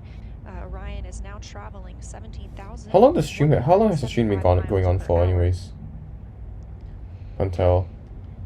We're continuing to hear good calls here in Mission Control Houston from the flight controllers monitoring the mission. The stream is going on for 1 hour 43 minutes. Again, we heard heard the call that the deploy has been initiated. We'll hear a little bit more about that once they start to unfold. These 4 solar arrays generate 11 kilowatts of power, which is enough electricity to power 2 3-bedroom houses and have a wingspan of 63 feet. Nice. Just one of these 6.5 by 6.5 foot panels has 1,250 solar cells. So you're looking at a total of 15,000 solar cells. Now, we just heard the call that all 4 solar arrays have been released. So we initially heard the initiation call. That command had been sent. Now those 4 solar arrays are released. Again, this is about a 12-minute process. Nice. Oh, look, cameras. Hell The yeah. solar arrays will deploy straight, and you're getting a live view right now. Oh, This is really oh, exciting. it's gone again. Swept back against the vehicle prior to Oh, and we're back. traction burn to prevent any loads from breaking or damaging the arrays. And on the end of each solar array is a camera that will capture imagery for us throughout the mission, along Nice. with a few other cameras placed outside and inside the spacecraft to help us monitor and perform various other inspections. What? Wait, Of course, if you recall the Apollo capsule design, there were no solar arrays. bro, I but just the came, fuel cells bro, I instead. came in So just in this time, watched the design launch. array 3 gives us hours? the Oh. opportunity to stay in I've been here for, orbit no, I've been here for like 1 hour with 43. no limit Why to are they still using the energy Imperial system? produced from the I mean, sun. that's an American thing, but I mean, that's an American thing. Like I don't know, like, I know that's an American thing, but I expect NASA to switch to using the metric system. I don't know why they're still using the, but I don't know why NASA's using like Imperial though. This is NASA, bro. You're supposed. It doesn't even make any sense because if you're going to be talking to people like Russia, like Russia and like and Japan and all and their space agencies, you need to communicate in like metric. I don't know why they're using Imperial, which is ridiculous. Whatever. It's strange. NASA strange. NASA sus. I mean, we're on a spaceship, so. kilowatts of power. The 2 rollout solar arrays or ROSAs on Gateway. Oh shit! What was that? Is that the RCS? You saw that? You saw that sprout coming out? Whoa! Whoa! What the shit? Aboard the space station. 2 new ones installed and a spacewalk conducted earlier today, preparing for another set. Oh. Oh, I'm back. Coming up on 22 minutes since liftoff today, Orion and the interim cryogenic propulsion stage traveling over 16,800 miles per hour. Nice. You can see the solar panels are out now. Yeah. Yeah. The solar arrays deploying now are part of the European service module. It's comprised of 20,000 parts and components. Nice. Yeah, this is an international thing. The ESA helped with some parts of the Orion spacecraft. This is the first time NASA is using a European-built system as a critical element to power an American spacecraft. Nice.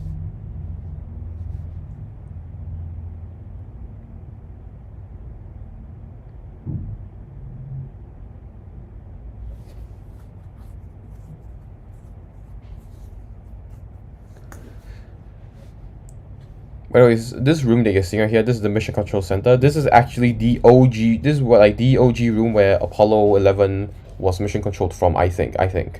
You can tell, like, over the years, it definitely changed the way it looked. Like, you can look at old images of the Apollo 11 mission control. It's, like, filled with these huge, massive, like, tables where, like, the computer systems were in. Because back then, the computers were, like, still very rudimentary. And like now that all got replaced by just these like wooden tables.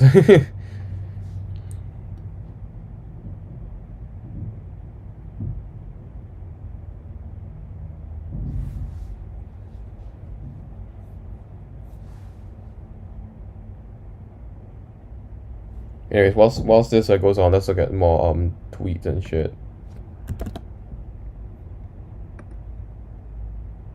Wait, shit. I probably should leave this in picture, right? So they keep it live.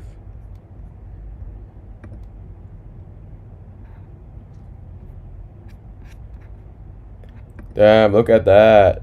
Hell yeah. Coming up now, and 24 minutes into the flight of Oh. Artemis 1, You can now actually see the traveling Earth. 16,500 miles per hour. Technically, the RAM of an iPhone now can fly a man to the moon. Back then, yeah. In fact, it's the computing power of a freaking oral thermometer has more computing power than all of the systems, all of the computer systems used to land men on the moon combined back in 1969.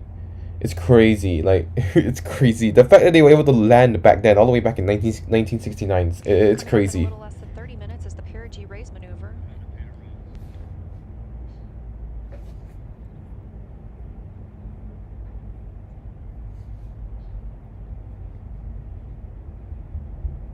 Oh yeah, you can see the RCS being activated. Yeah, I think it's adjusting and shit. RCS being the side boosters, by the way, for anyone who doesn't know.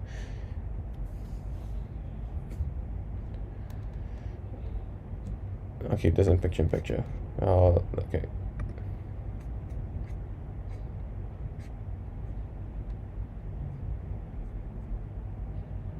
Oh yeah, this as well. Yeah, the separation. Yeah.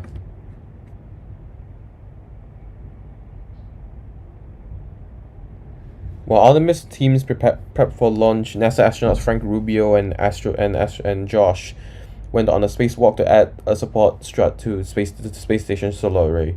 They're preparing to install a new advanced array for continuing ISS power system upgrades. Nice.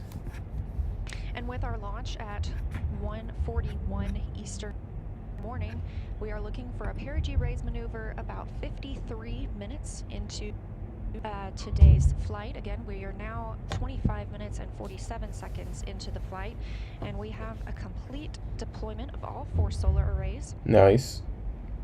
Orion's journey to the moon continues as planned. Again, looking forward to that perigee raise maneuver. That'll be coming up again at about 53 minutes into the mission, so about 27 minutes from now. During the perigee raise maneuver, the interim cryogenic propulsion stage will use its RL-10 engine to lift the lowest point of Orion in Earth's orbit. The current orbit is more of an oval shape than a perfect circle, and this burn will raise that point closest to Earth and make the orbit more circular. This will also include a checkout of Orion's systems and any adjustments to the solar arrays. But always, what does Artemis 1 do? I looked at the infographic and still don't understand. And it also prepares us for the next engine burn to send Orion to the moon. That's the translunar injection burn. Translunar injection, that's the word, hold on. Later, which is a longer burn, another firing of the RL-10 engine on the interim cryogenic propulsion stage. Okay, back to Desert Blaster's comment. Yeah, basically, this is like a test run, you know, like a dress rehearsal for the eventual landing on the moon in Artemis 3, which is probably going to be in 2024, I think. We caught a glimpse And of those solar arrays, and with all 4 solar arrays, okay, I'm muting this for a bit. Okay, so basically what it does is that it does the translunar injection where it will fire its boosters to go to the moon, orbit it a few times, and then after that it will go back to the, and then do a trans-Earth injection back to the Earth, and then land back in the ocean. This is just a test run, just to see if everything is going to work. So yeah, you're kind of right. It'll fly to the moon. It won't land there. It'll just fly and orbit around the moon. Maybe take some photos along the way, and then and here are some of the landing sites. That never gets old. That is always one of the coolest things you'll ever see in your entire life. Yeah, so after that it will like go back to the Earth, and then the Orion, the command module, will land back in the ocean. It will re-enter the atmosphere. This is why we call it the moon board. But the moon, you know, since the dawn of time, humans have looked at the sky and shouted at our neighbor, "I'm gonna walk in your face." And in the 60s, we actually did it. 6 times, starting with Neil Armstrong, Yep. Buzz Aldrin, Apollo 11, Tranquility. I think the Sea of Tranquility is what it's called. Successive landings, each time delivering 2 human beings to the surface of the moon. Our last one was Apollo 17, and that was in 1972. Gene Cernan and Harrison Smith stepping off for the last time. Now, we have not sent humans. There's a blaster. We're not landing there. We're just gonna go orbit the moon. We will land on humans will land on the moon in the 3rd mission. And Regula teaching us about the moon and also about our place in the solar system. The moon is fascinating because it doesn't have a lot of the geological processes we have here on Earth. You don't have erosion, you don't have wind and water wearing down rocks. You don't have plate tectonics that are constantly recycling the crust. And so everything out there is really old. In fact, one of the rocks brought back on Apollo 15 called the Genesis rock was dated to be 4 billion years old. From the primordial beginnings. Yeah, if you don't know the solar system, the Earth was created in around 4.6 billion years ago. So yeah, that rock is quite old. We're looking to go and we're looking to stay. And we're not looking around the Yeah, they're now going to go to the poles to try to find water. We're looking at the lunar south pole. Yeah, to get water. How's it different from past mission? Since the 70s. Past missions, you know, the Apollo program, it was merely landing there for the sake of the space race. They wanted to one up the Russians, but now they're actually going to the moon to try to figure out how to stay there, to build a base there. So what they're going to do is that they first need to find a reliable source of water, and because it. And like this guy mentioned, most of the Apollo missions they were along the equator of the moon, and now what they're gonna do is they're gonna go to the poles to find a source of water like ice and all that.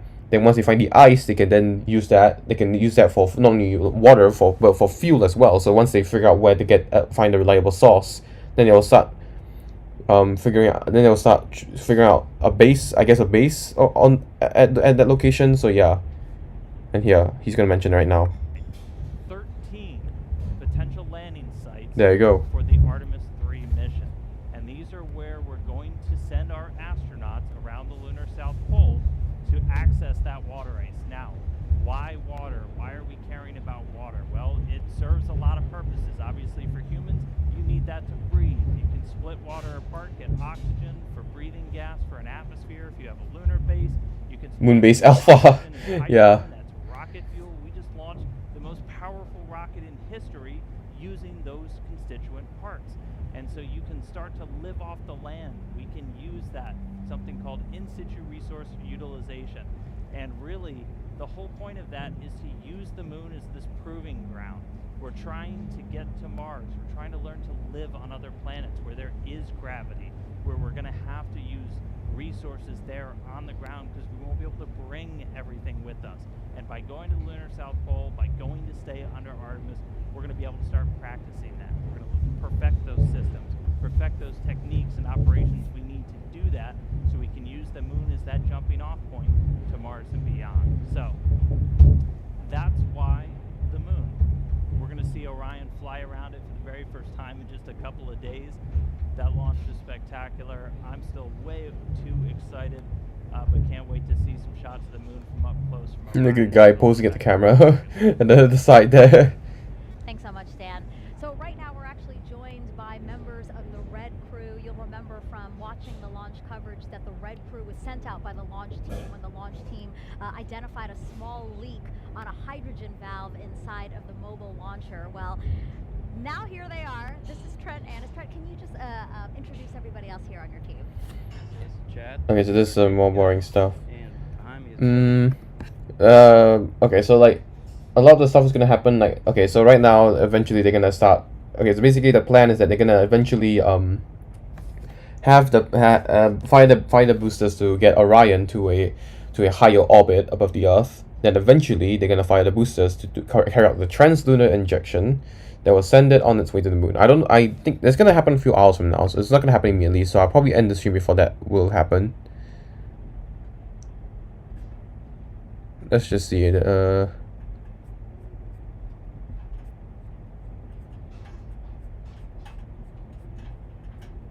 Yeah, here. This guy. Shout out to the guy, by the way. This looks really cool. So okay, so as you can tell. Okay, so just now what we saw was okay, so okay, let's see here.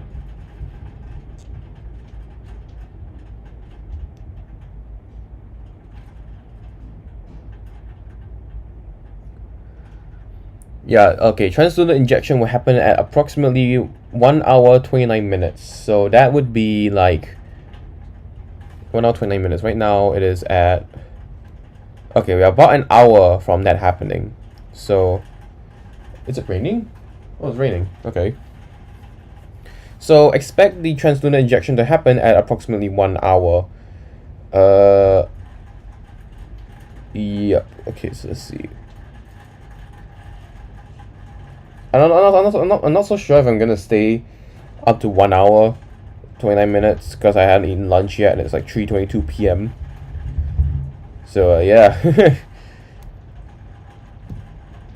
I'll probably end the stream before then. You guys, if you guys want to see the chance to do the injection, you can see it on on NASA's YouTube channel. As you can tell, it's called the Artemis 1 launch of the moon. You can go check out the broadcast. Holy shit! Look at chat. Oh my god. Anyways, I think we will look at some more tweets before we end off today's stream. So yeah, let's just look at some more tweets. Let's see what people have captured. Nice pictures. Yay! Funny. Nice. Nice. Damn. Look at that. Holy shit, that's cool. Look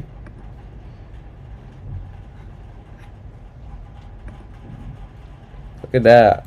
Damn. Ooh, now this is cool. Holy shit.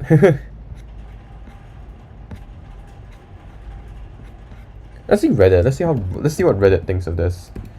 Slash space. No, not space. No, not space PORN. God. No, wrong one. Wrong space. By the way, this isn't what you think. It's just really cool images of space. It's not actual space PORN.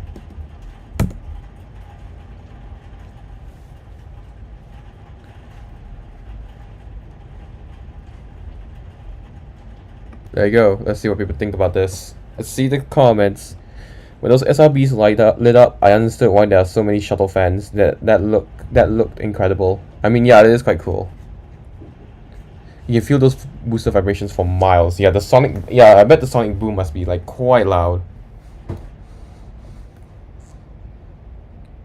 Artemis was unbelievably bright. Almost needed sunglasses at 2 AM, lol. And I just flew off the pad. What a thrust to weight ratio. That totally felt like a shuttle on steroids. Loud, powerful, and bright. It happened, folks. Welcome to history. Nice. I was 8 when Apollo 11 launched. Damn, then you must be old then. Damn. I don't usually stay up on launches because I'm from Kansas. Happened to be on vacation this week, about 30 miles away. It was spectacular, so cool. Never in my life did I expect to see a launch here, and here I was watching history happen. Yep, today you guys watched history today, which is quite cool. I watched history. Watched it from the backyard. I'm used to SpaceX launches. Goddamn, Artemis is a big mother effer.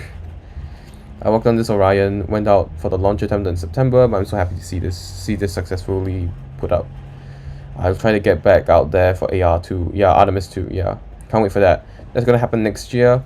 I'm not, and you know the sad part is that I'm probably not gonna be able to watch Artemis 3 live because I'm serving national service that year, and I don't know what vocation I'm gonna go on. For anyone who doesn't know what national service is it's basically like South Korea's mandatory army service thing. We also have that thing for like 1.5 years. So like yeah, I'm gonna go for it in I have to go for it in 2024, and I don't know if I'm gonna be able to capture it. Or rather, or more specifically, I don't know if I'm gonna be able to watch Artemis 3 land on the moon, if it's even gonna happen in 2024. But like, hopefully I'll be able to. Hopefully. What's with the lack of decent onboard cameras for those big NASA launches?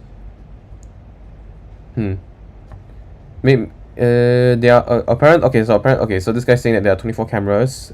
They just didn't stream it live. Yeah, I guess. Yeah, that makes sense. Because sometimes the vibrations from the launch can be so powerful that sometimes the signal won't be able to like send. That's why when SpaceX history, I don't know what that means, but like sometimes when no, not sometimes, but if you see those SpaceX boosters land on those like ships, on those like in the ocean, those ships things, like they land on the launch pad in the ocean. Sometimes you can see it like landing, but then once before it touches down the ground, the camera cuts off because of the vibrations. Because the vibrations are so powerful that it's unable to lock onto a satellite to stream the video footage. To repeat what Kennedy said when he heard a test of the 7.5, that was loud.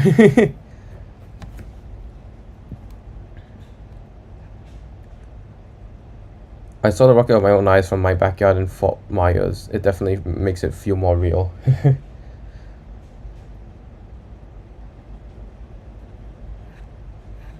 Let's see. View from my front yard. Let's see. Damn, look at that. Holy shit. Well, it doesn't leap off the pad like shuttle, but neither does it sit there like the Saturn V used to do. Very impressive, especially in the darkness. Yeah. Yeah, in fact, I think the darkness also made it look a little bit more ominous and shit. So yeah, that's quite cool.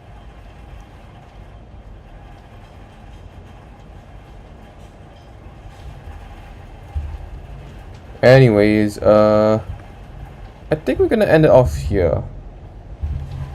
Yeah, I think we're gonna end it off here. It's been a while. I mean, it's literally been like what? It's 2 hours, and I don't typically do this kind of thing. So yeah, I think I'm gonna end it off here. I hope you guys enjoyed the stream, and if you're watching, oh shit, something just fell.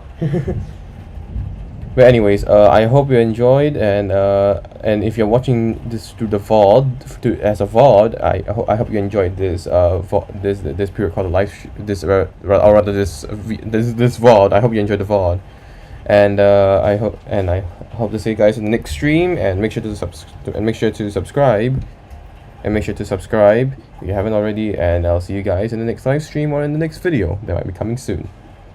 See ya. Bye-bye. Bye-bye. Let's see if this works. Bye-bye. Bye. Bye. Bye. Bye. Bye. Bye. Bye. Bye. Bye. Bye.